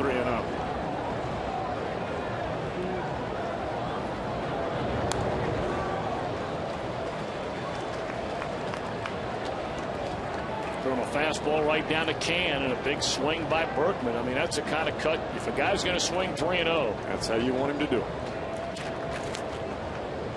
Let's see now. 2 on, nobody out. Reds leading 2-0. We're in the 7th. 3-1 to Lance Berkman. And they are loaded with nobody out on 2 broken bat hits and a walk. My, oh my. And here comes Brian Price.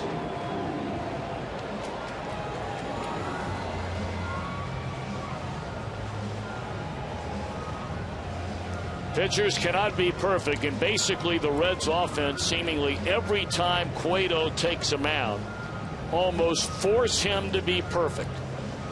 And no one is perfect. No matter how great Cueto has been this year, and make no mistake, he has been great. But every inning seemingly that he has pitched this year has been a pressure-packed inning. Meaning no score in the game, maybe a 1-0 lead. Every now and again, a 2-1 lead, something along those lines. Well, that's one of the reasons that he's having such a good year, ERA-wise, is he has been forced to pitch shutout baseball just about in every game he's been out there. Well, they are loaded for Freese, who has doubled and grounded out to second base. He will try to go the other way right here. Slow roller. Phillips bobbles, gets the out.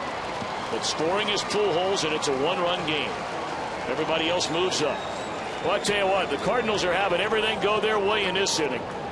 Broken bats in the left field. Rollers where you can't turn a double play. Well, the bottom line is it's a 1-run game. Well, Ramon Hernandez knew coming into that at bat that Freese is getting most of his hits the other way. And they come in with a fastball, and he does try to go the other way. And just like you said, Tom, he gets jammed so bad that the only play that Phillips has is at first base. He couldn't come home, and they couldn't turn a double play. All right, here's Yadier Molina, who is fouled out to the catcher and grounded out to Rolen at third. Watch out on the first pitch. The first pitch breaking ball. Well aware of that. Strike 1 to Molina.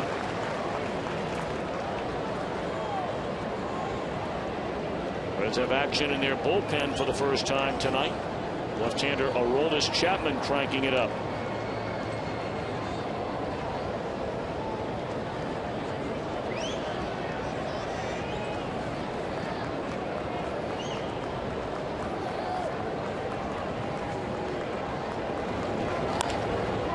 One hopper, and Rolen has to play to first, and it is a tie game. Wow. I mean, everything for Cueto. If it weren't for bad luck in the inning, he'd have no luck at all. Now, granted, he walked a batter to help create all this trouble. But I mean, a broken bat roller to second, a high hopper to the third baseman to plate another run. But Cowboy, it's like the last half inning. The Cardinals put the bat on the ball. Well, Reds had them loaded with 1 out, and they're striking out. And it's not that they have hit any ball hard this inning, because they have not. But yet they have put the ball in play enough to score runs. And the walk by Cueto to Lance Berkman may have been the best possible thing he could have done. The last thing you want to do in this ballpark there is serve up a cookie. 0-1 to Schumacher. Now the lead run is in scoring position. A 2-2 ball game. So if there is such a thing as taking momentum from the field to the dugout, the Cardinals have done that here in the 7th after the Reds left them loaded in the 6th. Phillips bobbles, and he's safe.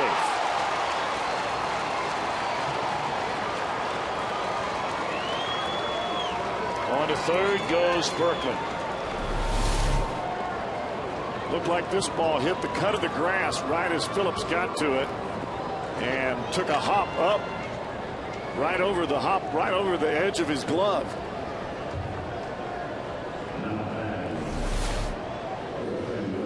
Now the Cardinals are going to go to their bench and bat for P.J. Walters. And they're going to send up Tony Cruz, who last Saturday against Arizona in a big-time Cardinal comeback recorded his first game-ending hit, a double to beat the Diamondbacks. And that was as a pinch hitter.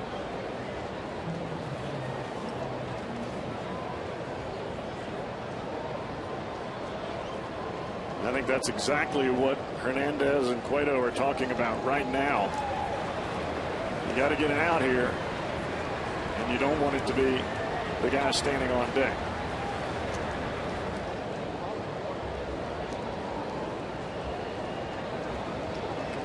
Jam shot hits to begin the inning by Pujols and Holiday, but hits nonetheless. And then a walk to Berkman, who had been easily retired twice tonight by Cueto.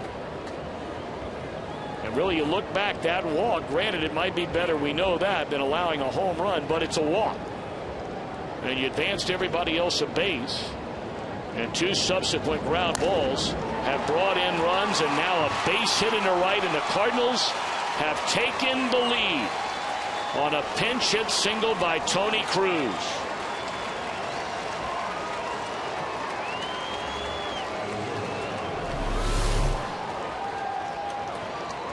Fastball right in the heart of the plate, and Cruz does exactly what you're supposed to do with it off the bench. First pitch hitting on the fastball, and he shoots it right into right field.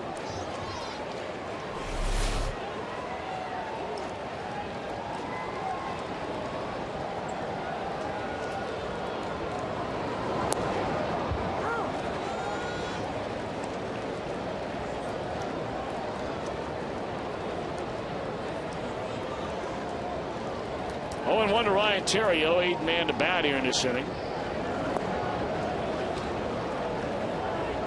And really, you're getting a look tonight at why the Cardinals are the division leader. People may not want to hear it. This game is not over. Obviously, a long way to go. But you're getting a prime example. They have found a way through all their injuries, through all the guys that have been up and down from the minor leagues. They have just found a way to get it done.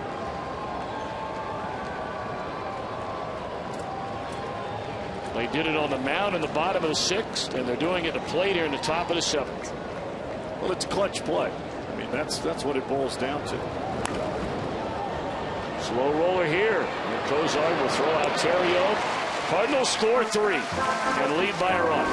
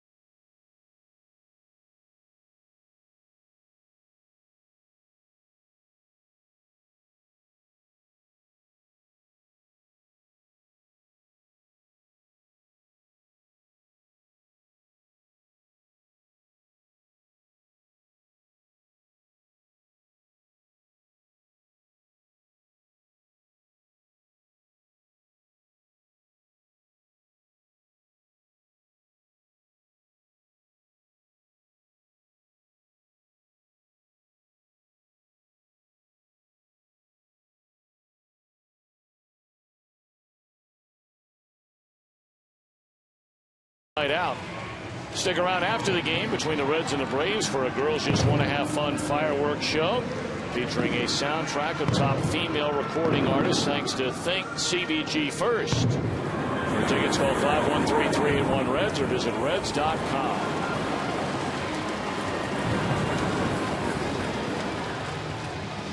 My oh my, how things have changed over the last half hour or so. Reds cruising along at a 2-0 lead. They had the bases loaded with 1 out in the 6th inning, didn't score.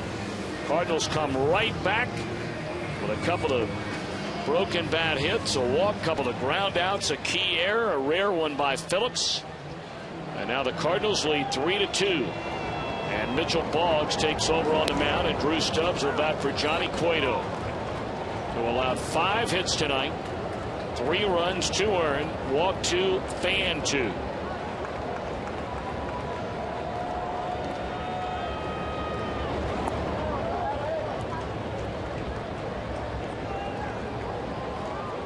Walters goes 2/3 of an inning, came in, walked the very first batter he faced in Roland on 4 pitches, but then got down to business in a hurry on Fred Lewis. Struck him out looking for the 2nd out of the inning and got Ramon Hernandez on a ground ball to 3rd. And now Cueto needs help to, at the very minimum, get a no decision. Of course, he'd love it for the Reds to strike for a big old crooked number here in the inning and get him a win. He deserves it.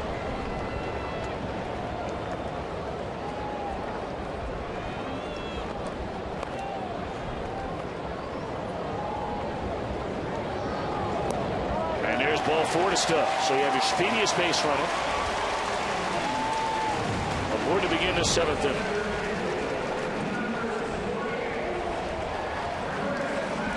This guy Boggs is one of the great mysteries in the game today. I mean, he's got a live arm, and there are games where there are innings he looks like he's unhittable. In fact, we saw him in an inning where he really gave you everything that you'll see out of him.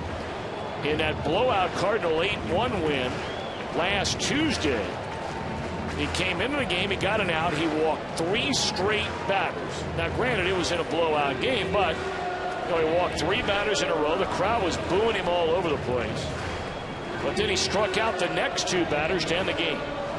Well, it just seems as though Boggs does not get things going until he is in the worst possible situation that there is.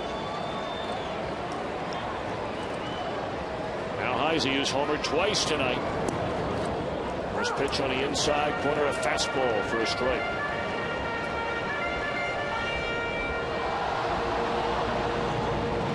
Heisey, a home run at the bottom of the 1st, fly to center in the 3rd, a home run on a breaking ball to left field from Westbrook in the 5th.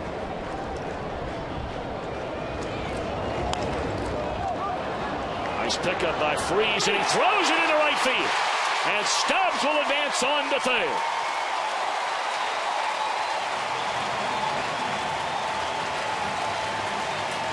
Defense. You got to play defense.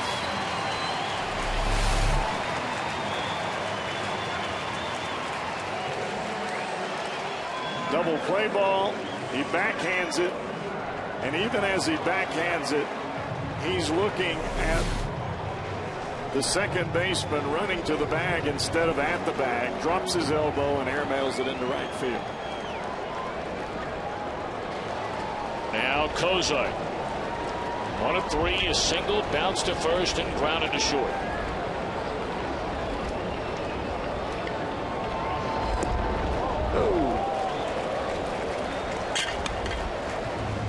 That ball was within a whisper of going straight to the backstop with no glove.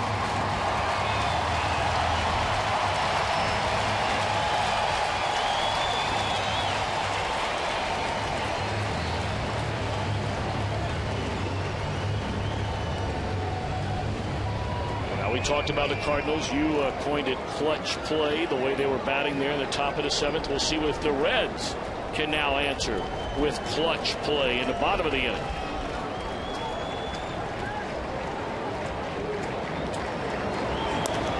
Kozar in the hole. And that's an infield hit to knock in his first run of his major league career, and it'll tie the game.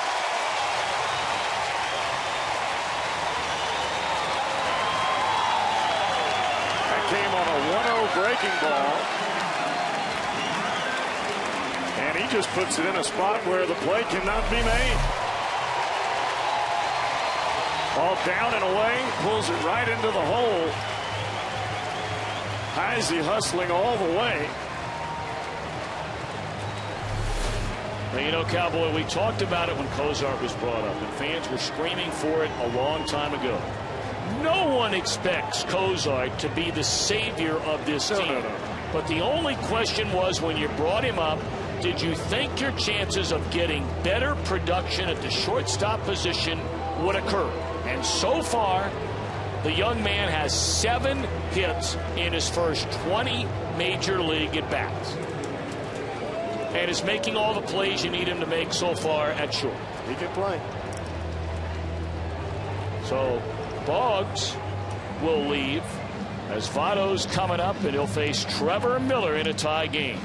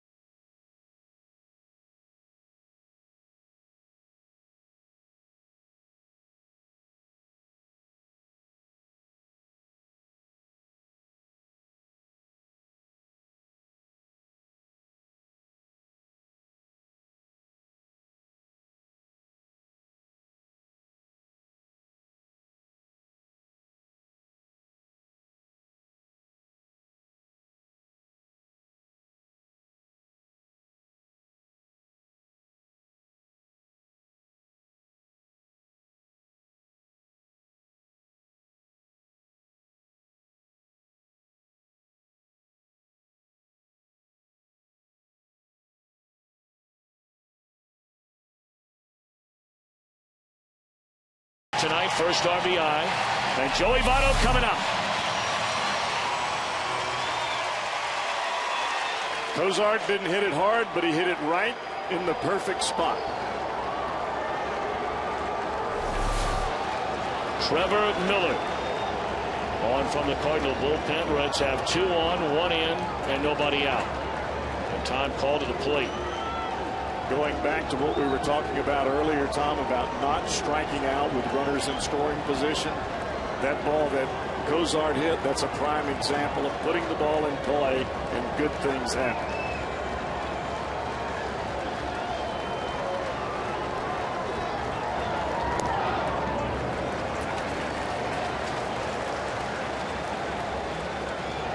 I don't think Trevor Miller wants any part of Votto right here.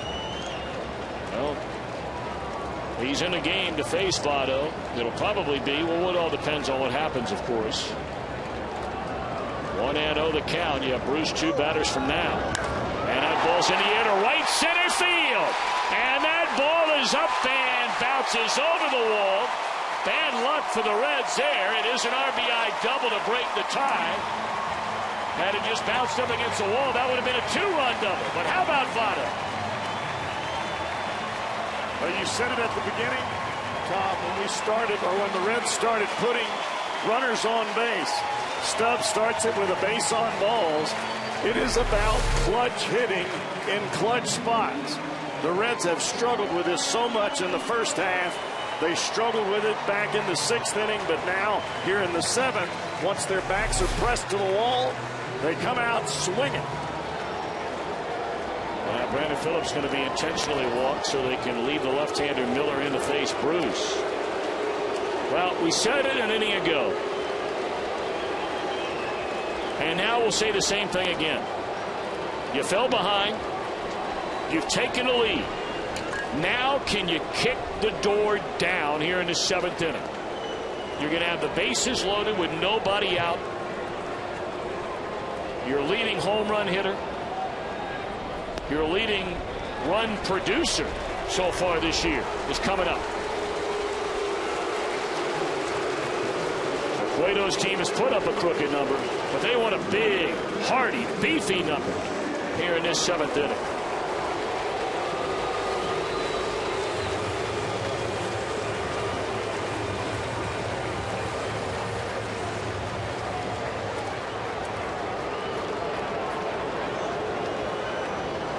Sometimes you just have to reach out and take it. You can't wait for somebody else to do it.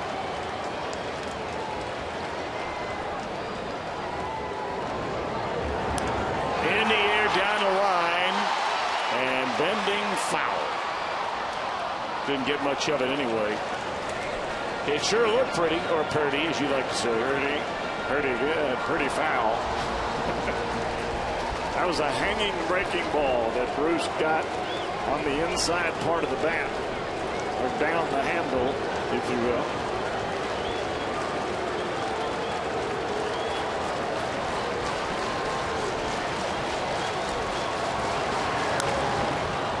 And now Miller ahead of him, 0-2. We got a breaking ball on the first pitch, a fastball up there. That ball was supposed to be inside, and it ended up and away. See if he hangs another breaking ball here. Jay's just got to make sure he gets a piece of it. Breaking ball, blowing away.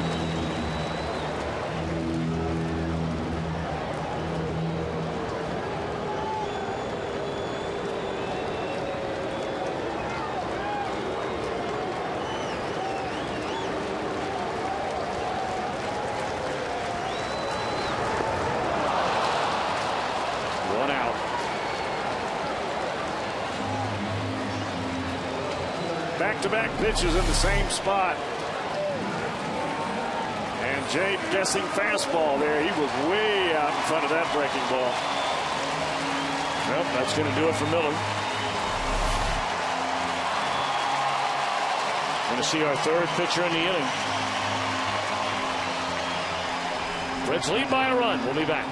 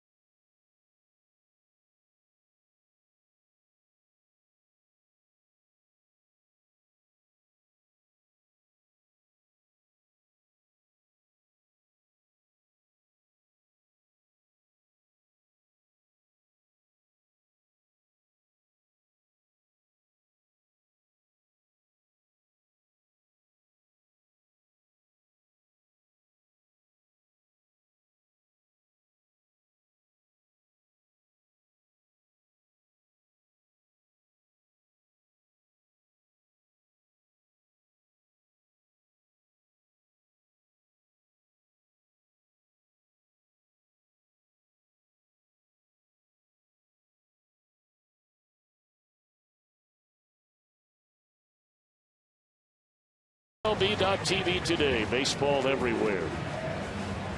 They just scored a pair here in the bottom of the 7th inning to take a 4-3 lead. And now on the pitch is Jason Mott. Right-hander had a ball game. Pitched 2/3 of an inning his last time out and allowed a run in Arizona. But he had 6 consecutive scoreless innings prior to that.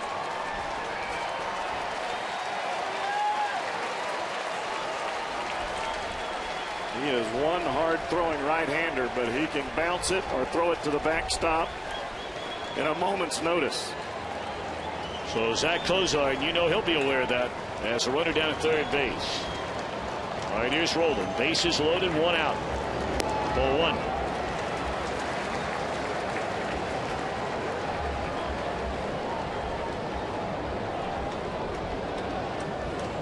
You have to watch the pickoffs in this situation, especially with Molina behind the plate. He will try to do anything he can with his arm to help the Cardinals get out of this mess.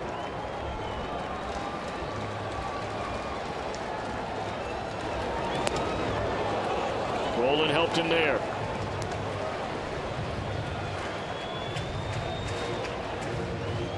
Cozart tied the game with an infield hit. Reds have taken advantage of a leadoff walk and a critical throwing error by the third baseman David Freese. Cozart tied it with an infield hit. Votto gave him the lead with a double. But Jay Bruce strikes out with the bases loaded just a moment ago for the first out in the inning. And the Reds are virtually in the same spot that they were in the sixth inning, with a chance to bust this thing wide open.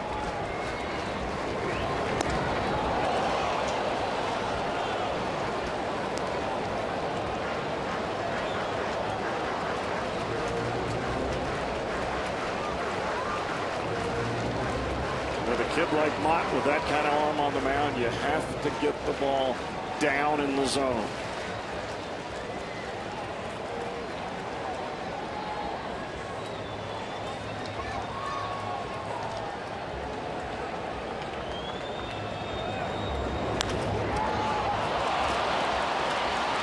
Double play, inning over. Reds get two to take the lead. 4-3, we go to the eighth.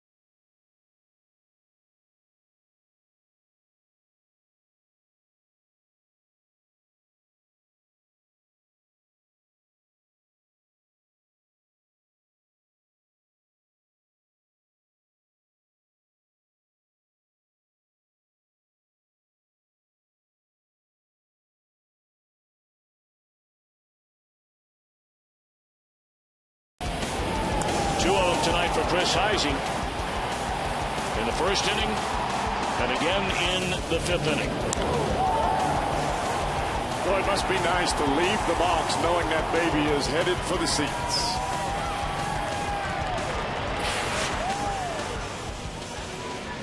So Heisey moves from center field over to left field. Bruce Stubbs will stay in the game, of course, to play center. And now on the mound, who has looked so good since coming back up from AAA, left-hander Aroldis Chapman. It's all about throwing strikes, Tom. And since he has been back, that is what he has been about. Not trying to run the radar gun up to 106 or 105, but basically just being a pitcher and getting hitters out. And he has done that very successfully since he has been back. Of course, coincidentally, the last time he faced the Cardinals in this ballpark was really when his struggles began after going the entire month of April without allowing a single run. He came into that game where the Reds had a huge lead, walked 4 batters, including a bases loaded walk, was eventually sent back to the minor leagues, and now Chapman, coming off undeniably his most impressive outing since being brought back, will face Rasmus to start the inning. He's fallen behind 2-0. Chapman's last game before the break in relief of Dontrell Willis, 2 perfect innings with 4 strikeouts.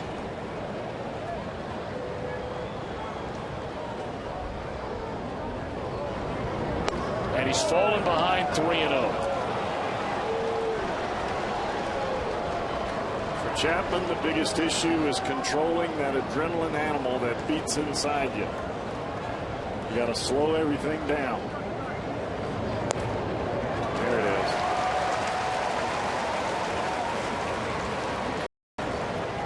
The more methodical and mechanical that Chapman is, the better his location and the better his velocity. Rasmus helped him a little bit there. That appeared to be ball 4. Of course, that's 96 gas. You don't have a lot of time to debate it.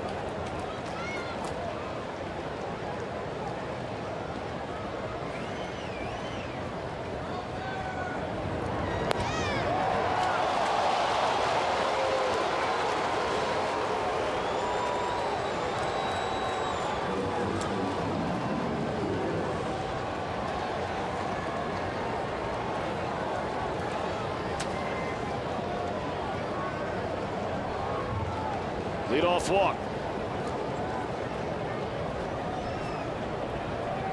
And now Dusty Baker has made the decision he is going to leave Chapman. And of course, you know, you're not playing percentages all the time with a guy like Chapman. No.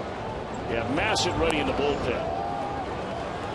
Well, I think at some point in time, as well as Chapman is thrown, you got to see what he's made of.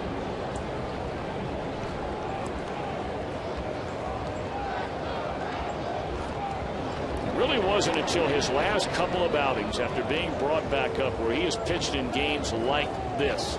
His last outing was when he came in. Reds had a 3-2 lead over the Brewers, and he just shut down that Milwaukee team in his 2 innings.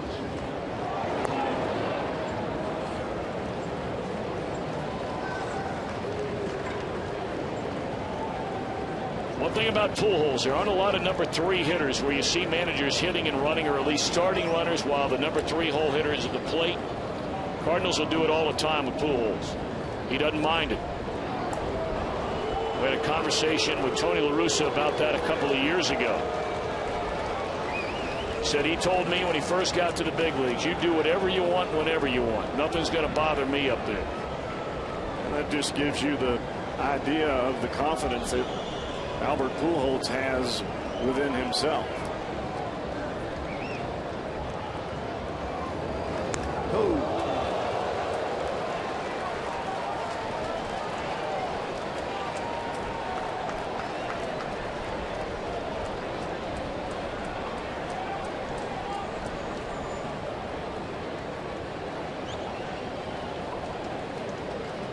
It's a good time for Hernandez to go out to the mound.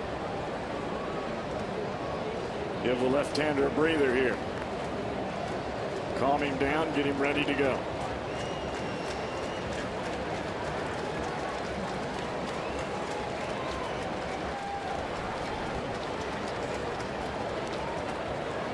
A walk to Colby Rasmus has started this inning.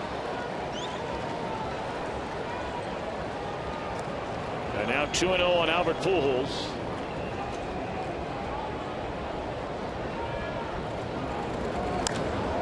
Cardinals have the lead.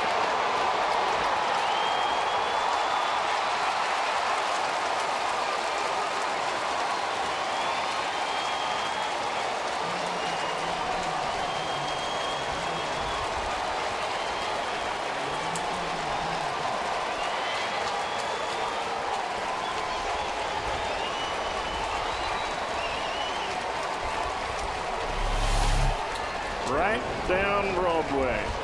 And Pujols looking for nothing but dead red fastball, and that's what MVPs do with them.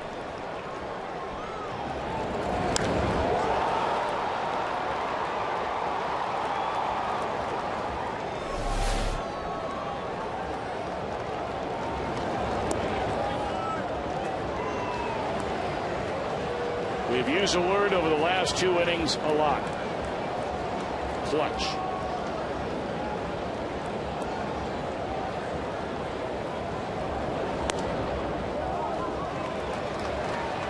Chamba can't find the plate. Well, he's thrown 1 strike and it went in the seats.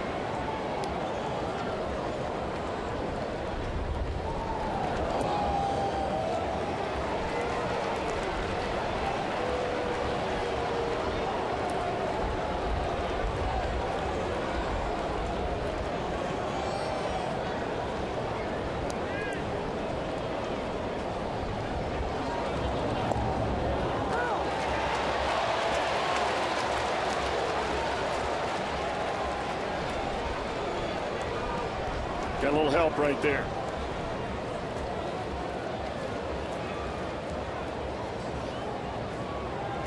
We talked about Cueto, whether it's offense or on the days where really the Reds bullpen has not been all that sharp. I mean, that's another blown save for Cueto. 3rd time in his last 9 starts the Reds bullpen has blown a save chance for Johnny Cueto. Well, we talked about him having given up 3 runs 1 time in his last 20 starts, and the Reds are 9-11 in those starts.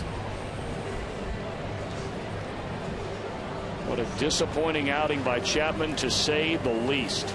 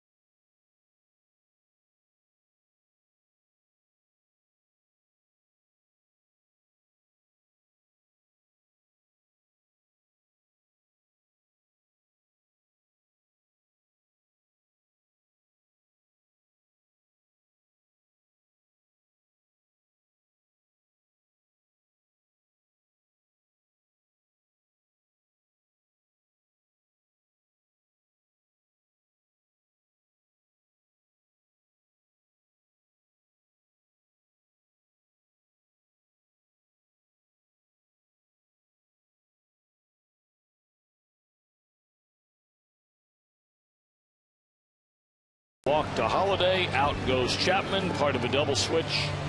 Cairo for rolling at 3rd. And now on the mound is Nick Massey.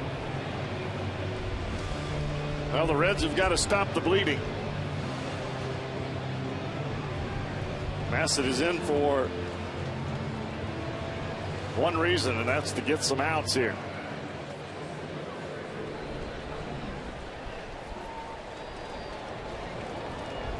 Reds only have 6 outs left.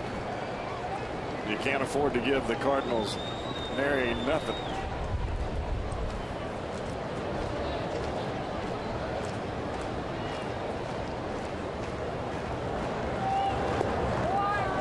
Lance Berkman, the batter. He's 0 for 2, drew a walk and scored in the 3-run 7th. It has been a wild 2 innings of play. In the bottom of the 6th, the Reds had a chance to really put their fingers around the Cardinals' throat. They had the bases loaded with 1 out, and they did not score. Cardinals came back in the 7th inning, scored 2 to take the lead. Reds came back in the bottom of the 7th, scored twice to take the lead, and had the bases loaded with nobody out, and did not score again. Cardinals come to bat against Chapman here in the 8th. He walks the 246 hitting Colby Rasmus, does Chapman. Falls behind Pujols, who hit one nearly off the U.S. Bank Arena to give the Cardinals a lead. And a walk later, it's a ground ball to Votto. He'll throw to second for one. Relay throw, not in time.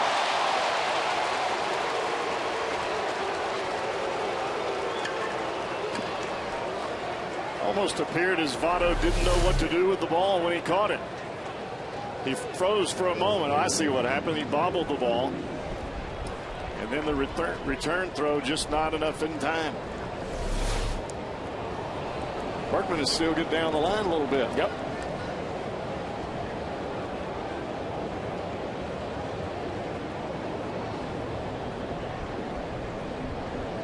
Votto just trading teammates from a National League All-Star team down there at first. He had Holiday a moment ago, and now has Berkman. Breaking ball in there, a strike to Freeze. Well, he did shake hands with Albert as he rounded first, right before. Or at least looked at him. Yeah. You know what? I know what you mean.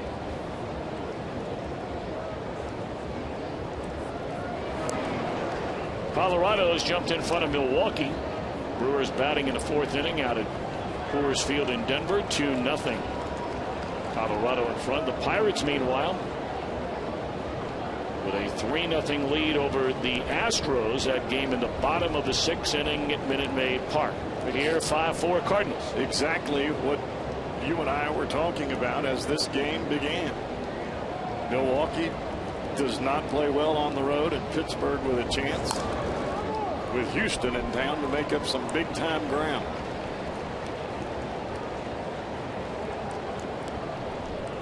Question is, do the Reds have another rally in them here tonight?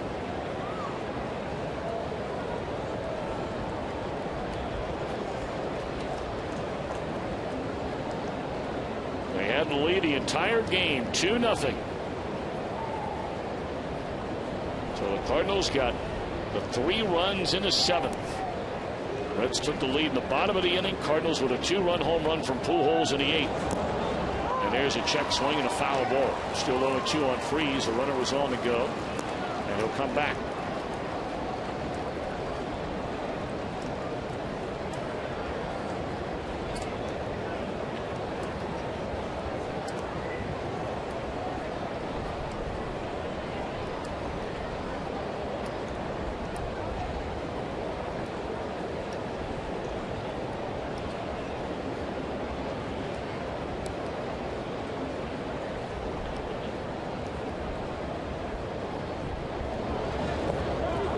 Check swing and a miss.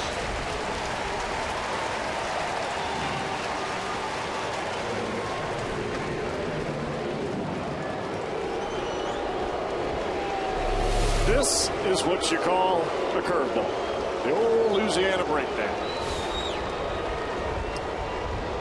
As I like to tell you, Tom, that pitch starts in Memphis and ends up down about New Orleans.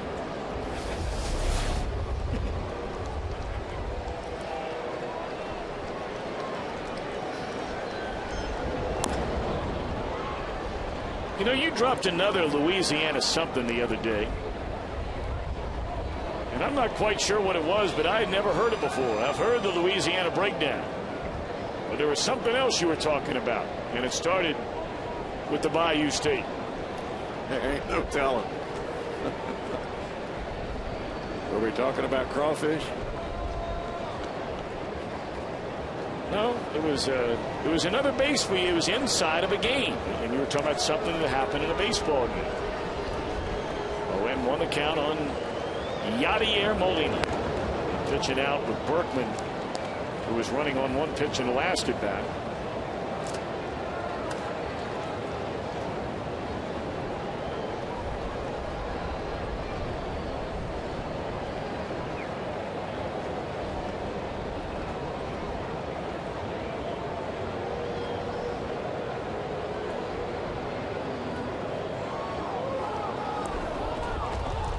It's going to be a balk on Nick Massett. They could not get the signs right, both he and Ramon Hernandez, and Massett started up to go into his set position and stopped, and you cannot do that. Once you start, you got to keep right on going. Watch Massett here. Can't do it.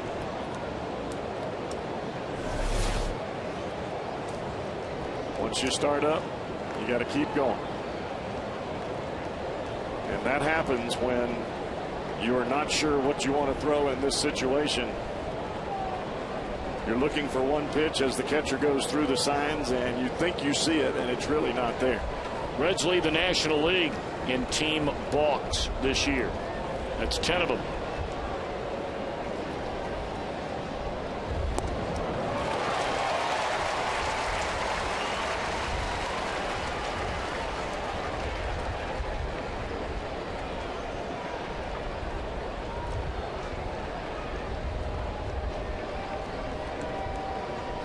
If you throw that pitch again, it's got to be in the dirt.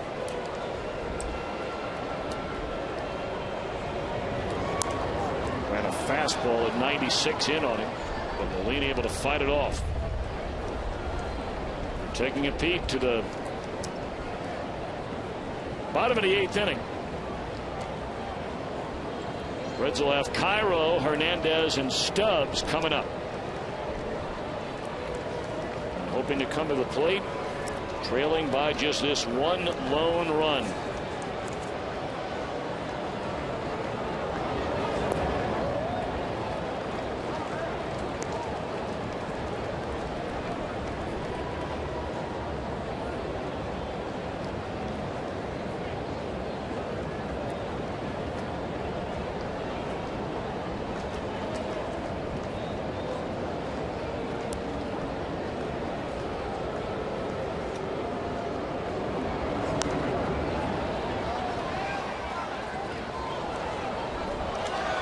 Hernandez trying to get that curveball set back up again with that fastball in.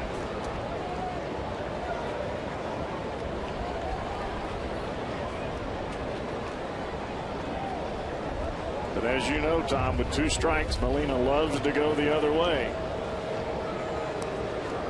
So if you bring it, you better bounce it.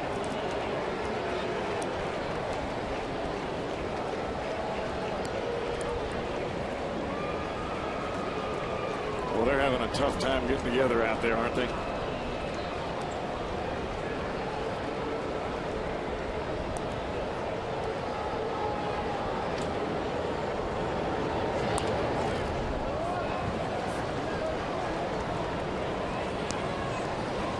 Still 2-2.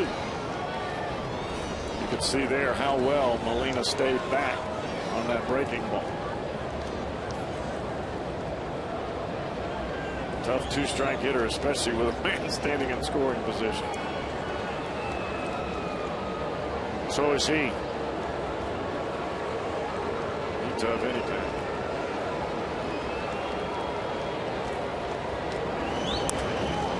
Holt, line to Cairo, inning over. Albert Pujols. A 2-run home run to give St. Louis the lead.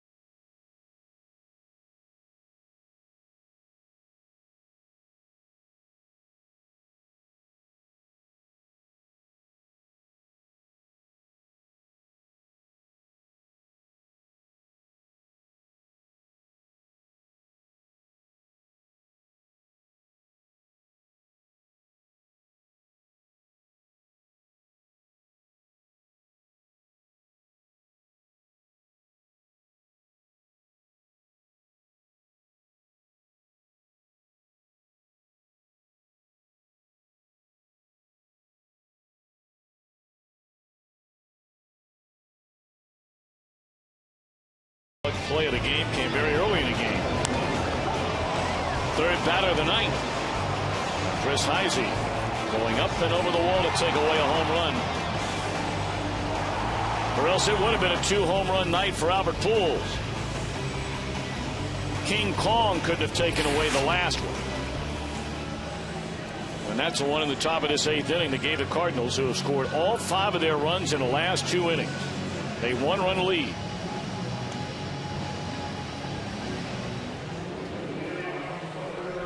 Lance Lynn is the new pitcher for the Cardinals. You got to believe sooner or later the Cardinals are going to make a move to shore up that bullpen.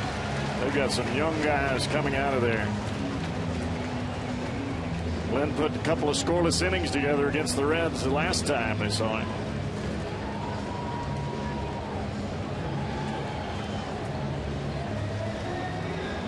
Boy, he did look good, didn't he? He's got a pretty good arm. But when you're pitching in the 8th and the 9th, you got to have more than a good arm. Cairo bats for the first time, trying to start something for the Reds, who have let 2 leads slip away in the last 2 innings.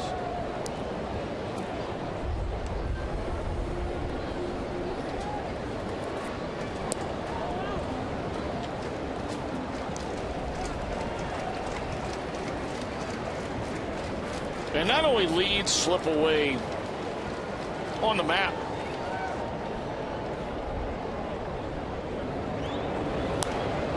but the failure to really open up some daylight in the game. Well, that's the biggest problem that the Reds have had throughout this whole season. That's why this game is almost a microcosm of the struggles that the Reds have seen from day one. A comeback in this game would be tremendous for their confidence. Right on the nose, but right at Holiday.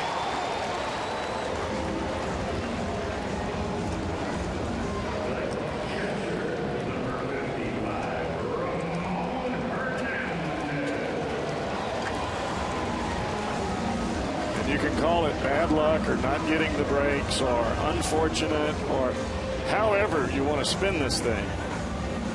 But when it's all said and done, it's really about whether you won or whether you lost. And when they're 1-run games, boy, they really stick out like a sore thumb.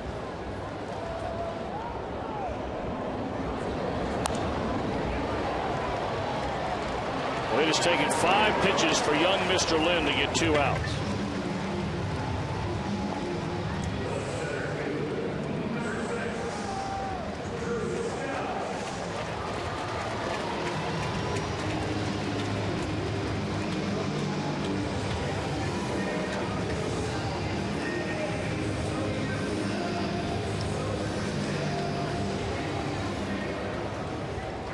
Stubbs started the 2-run rally in the 7th inning with a leadoff walk. Went to third on a throwing error by Freese and then scored on the infield hit by Kozar.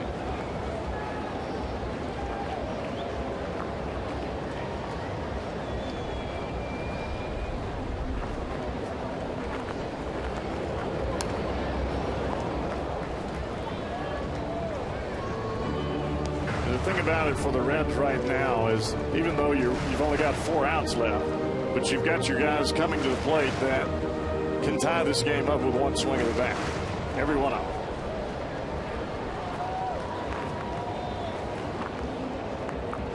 One and one to Stubbs. Threw a fastball up, swung on and missed. Now if I'm Lance Lynn, I'll go right back to that same pitch. You get somebody chasing the ball up there, you go right back to it.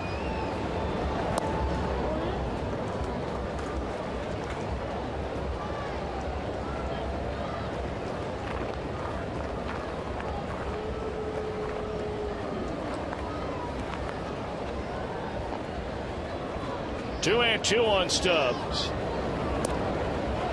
And that'll do it. A 10-pitch inning.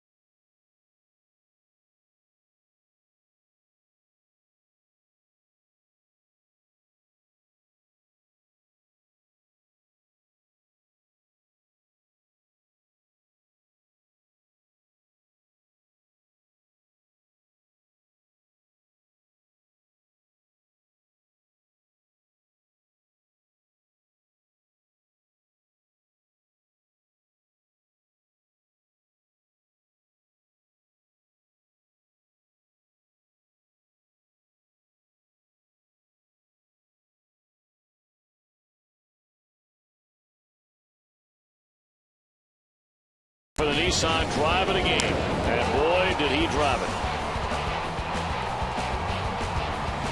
Upper tank. 2-run home run by Albert Pujols to give the Cardinals a 5-4 lead.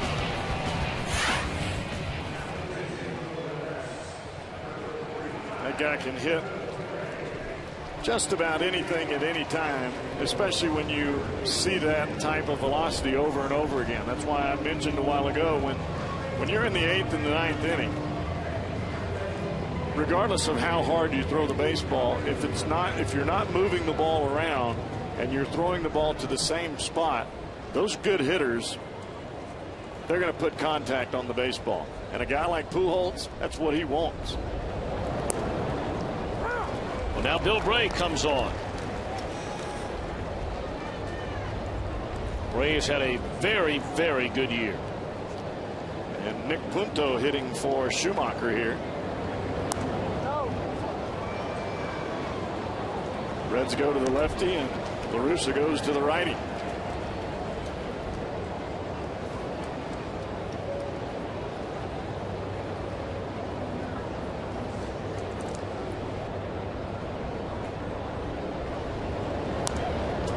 Foul out of play, still 0-2. Massa did an excellent job. After Chapman walked the leadoff man in the 8th, gave up the home run to Pujols, walked the next batter. Massa came in, retired 3 in a row.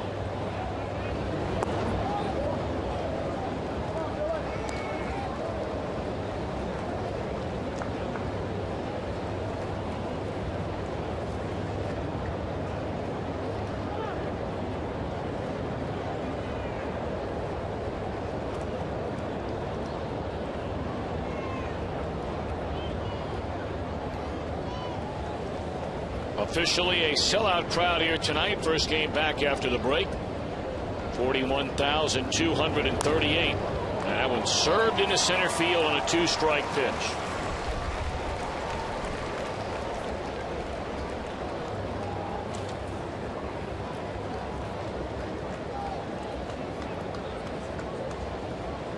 Now we'll have another pinch hitter. Daniel Descalso will come up and bat for, or did he come in defensively in the last half inning? He did. I beg your pardon.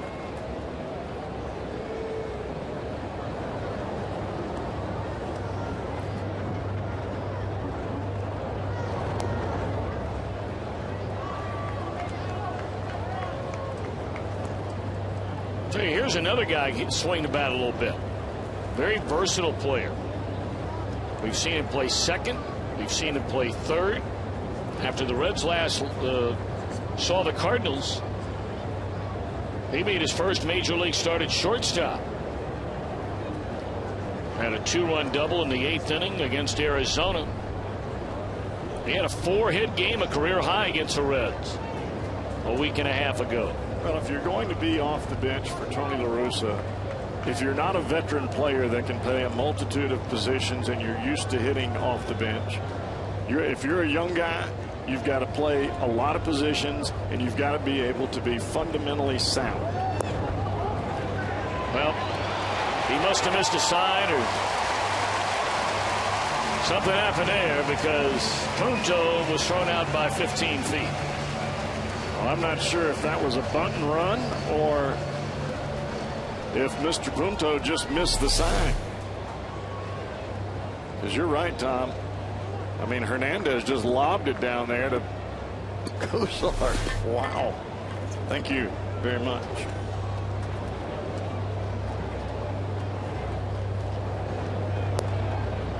That's not a mistake that Tony will tolerate at this point in the ballgame. And you can see him talking to him right now.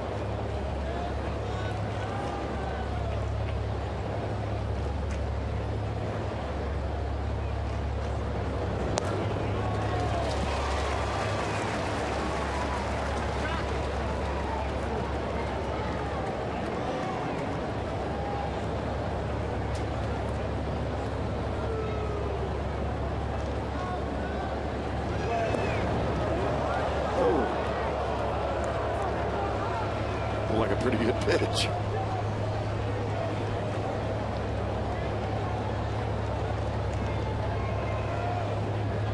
Three and two to count on Descalso. Wow, man. Well, it has not been a good week and a half for the Reds bullpen. I mean, that last road trip, you know about the game where you blew the 8-0 lead. You go to Milwaukee,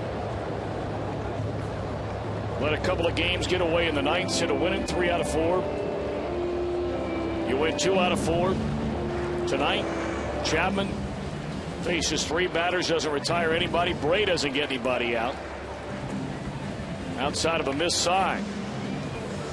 We're back.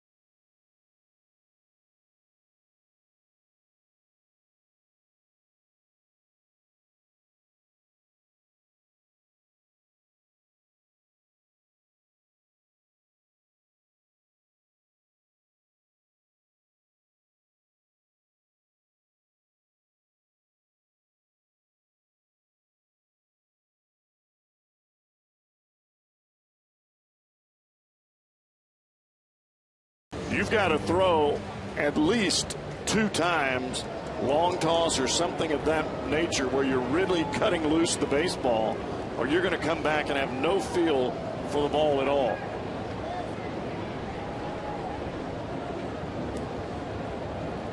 So now Ryan Theriot to face Logan Andrusik.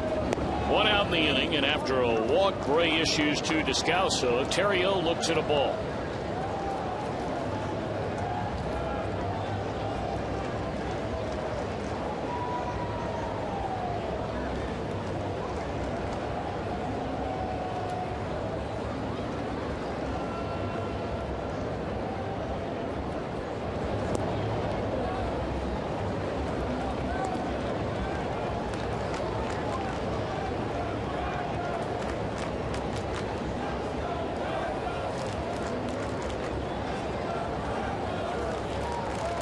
Sometimes younger pitchers think that over the All-Star break you let your arm strengthen back up. Don't throw. Let it rest. That's the opposite is true. You've got to throw, because there's nothing worse than having 4 consecutive days of doing nothing.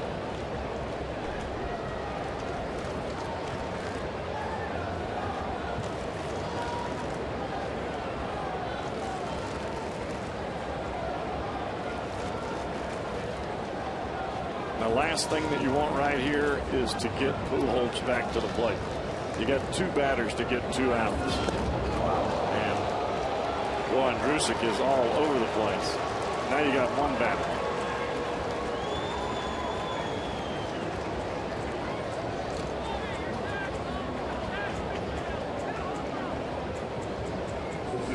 You got a chance to strike. if you can hold a scoreless inning here. You give up even one run, and you got a problem in the bottom of the ninth.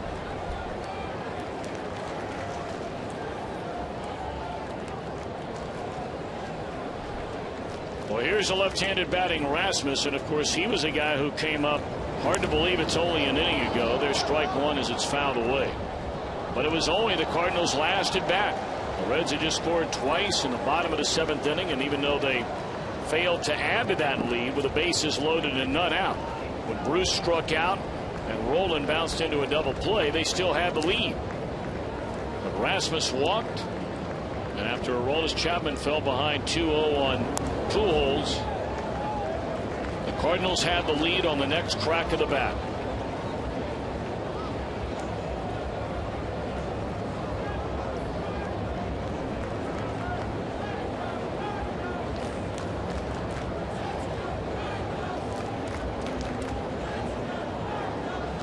Well, you got to make a pitch right here. You've got the batter in the hole.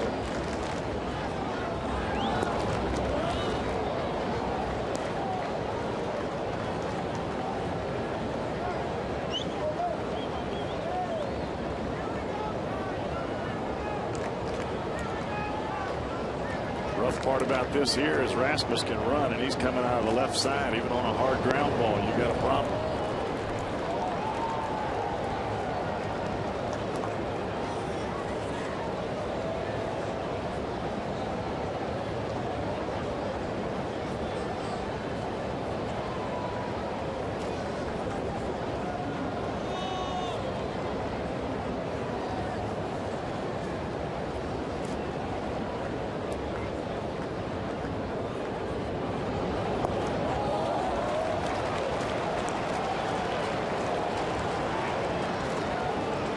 This is the point in time where you have the old saying, throw it in there and test him out.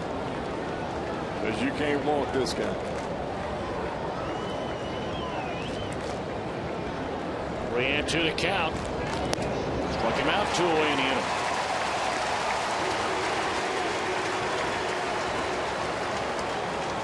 Fastball up and away. And Rasmus swings right through it. Looked like he overswung trying to hit the ball out of the ballpark. He missed that ball by a foot.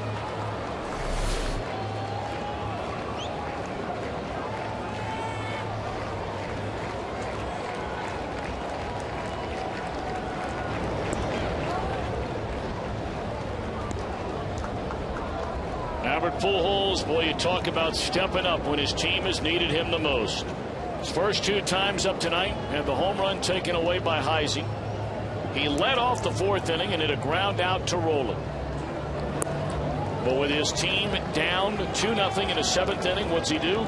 Starts the inning with a base hit. Scores a run. With his team down a run in the 8th inning, 1 on, none out, home run to give his team a lead. We have used the word numerous times throughout the course of the night. It boils down to one very simple word. Is that the one that starts with a C? Clutch. Well, he has been there. And he's holding his hands higher, by the way.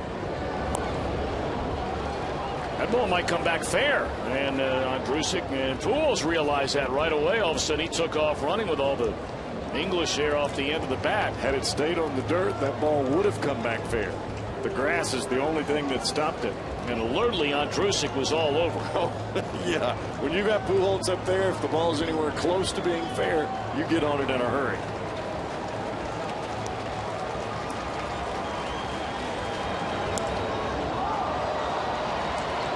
Left field, and that will do it. So here we go. Bottom of the 9th. Heisey, Cozart, Votto. Reds down a run.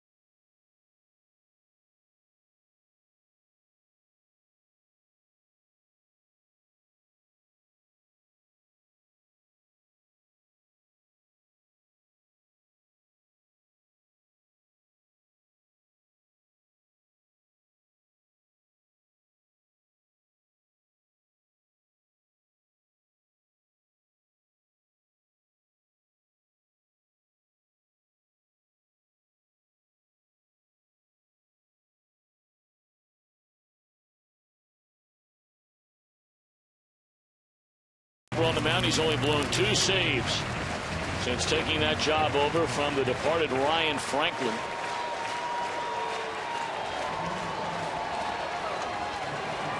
One of those happened to be against the Reds, did it not? And it's in there. Strike 1 to Chris Heisey.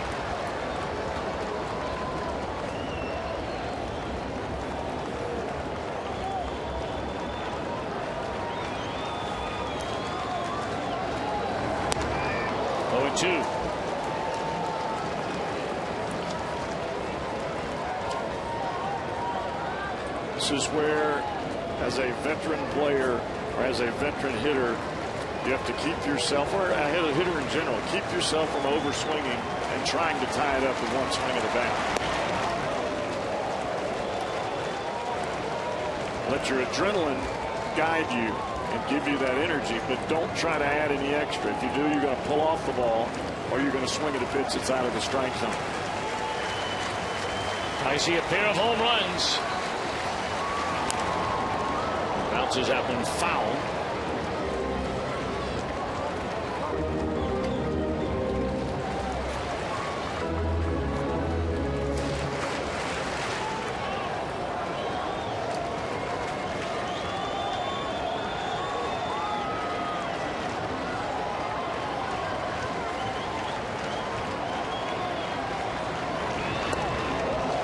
Two balls and 2 strikes on Chris.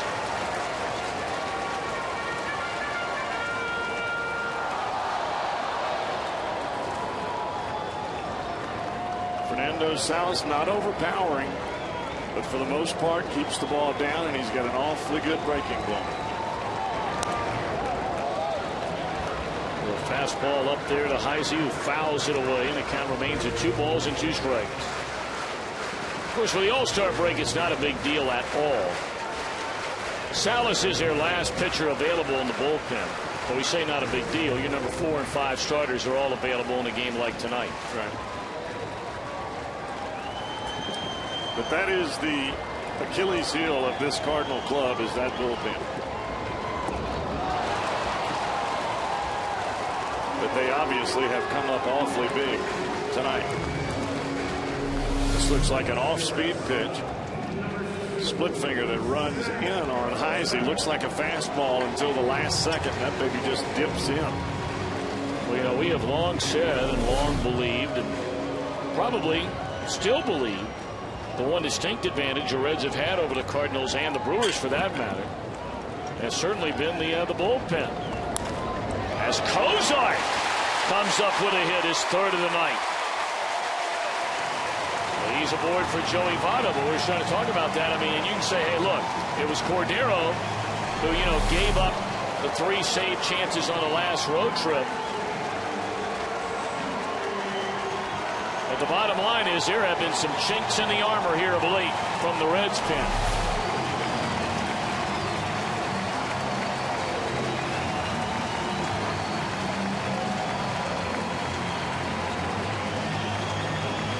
That was a big-time strength of the Reds last year.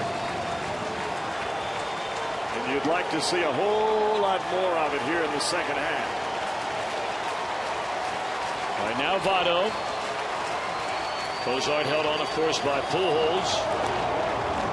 Pulled badly there was Votto. Hit it off the end of the bat for a speed, off-speed pitch. Well, that's the equalizer that Salas has against left-handers, is that split-fingered fastball. That's what he struck out Heisey with.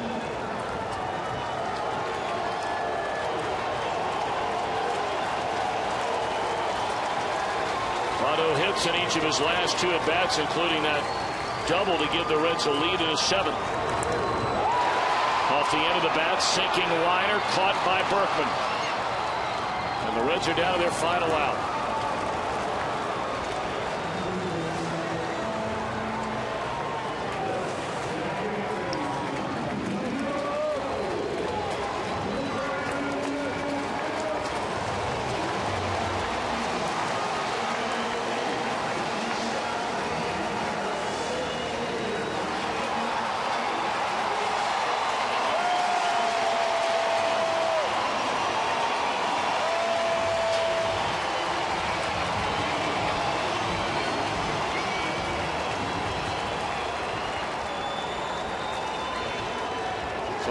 Here's Brandon Phillips.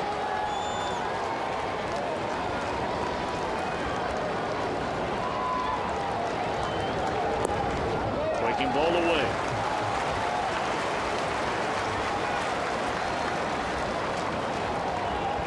Bozart runs well over there at first base.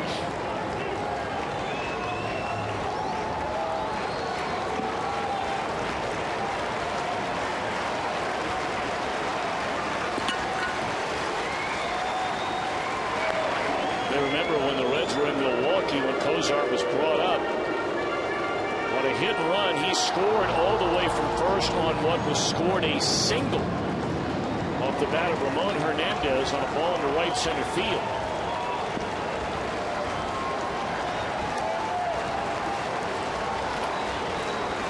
What an 0 on Brandon. In the air, left center field. Did he? Did he? He did! He did! He did! Reds win! Reds win! Reds win!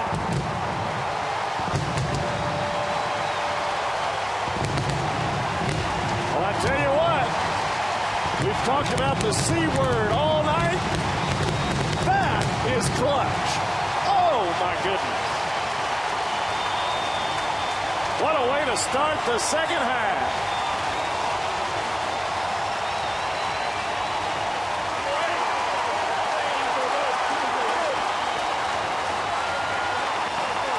Public enemy number 0 in St. Louis.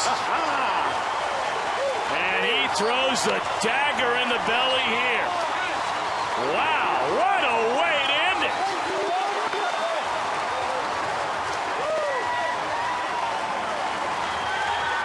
Phillips looking dead red. On that walk-off, Brandon Phillips secures a win. Safe and secure New York life. If that's a start of things to come here, Cowboy, I mean, it was high, it was low, it was high, it was really low. And now you walk out of here on top of the mountain, at least for a night. We have talked about clutch until it's, well, let's go see the clutch man now. Well, thank you very much, Tom. I'm here with Brandon Phillips. And Brandon, what a way to start the second half, huh? Wow, man. I was just down on myself the whole game for making that error, man. It's not like me to make errors.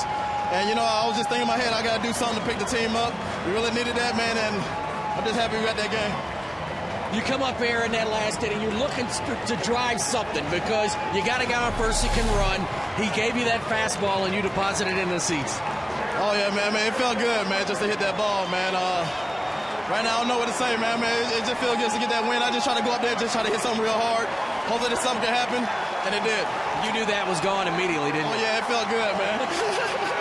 All-star, congratulations. This means a lot to this team to start the second half of the win, doesn't it? Oh, yeah, man. I mean, you got to build our confidence up, man. We got to go out there and have a good time and just go out there and play Reds baseball, man. And that's what it's all about, man. Just get clutch hits. Because we've been struggling with runners in scoring position, so it feels good. Finally, you know, sometimes the pitchers pick up the hitters, sometimes the hitters pick up the pitchers, and today you picked up the pitchers. We had to, man. Johnny Cueto did a great job, man, and it's sad that, you know, we just, you know, so we don't come through sometimes, but, you know, the game is never over, and I'm just happy we just got that win. Congratulations. Thanks, man. Appreciate it, man. So B-Phil, Jim gets it done. The 2-run home run, walk-off homer, and maybe the magic is back for this team. Jim Day, let's toss it up to you and start Reds Live. What a way to start the second half. We thought we were going to talk about missed opportunities, but an opportunity in the end. A 2-out, 2-run, walk-off home run. Coming up on Reds Live, presented by King's Honda. We're live here in the Fox Sports Ohio condominium as the Reds get one from the St. Louis Cardinals. We'll go into the clubhouse, have some exclusive interviews, all the highlights and analysis from Tom and Cowboy. Stick around with us. The comeback kids, perhaps, are back.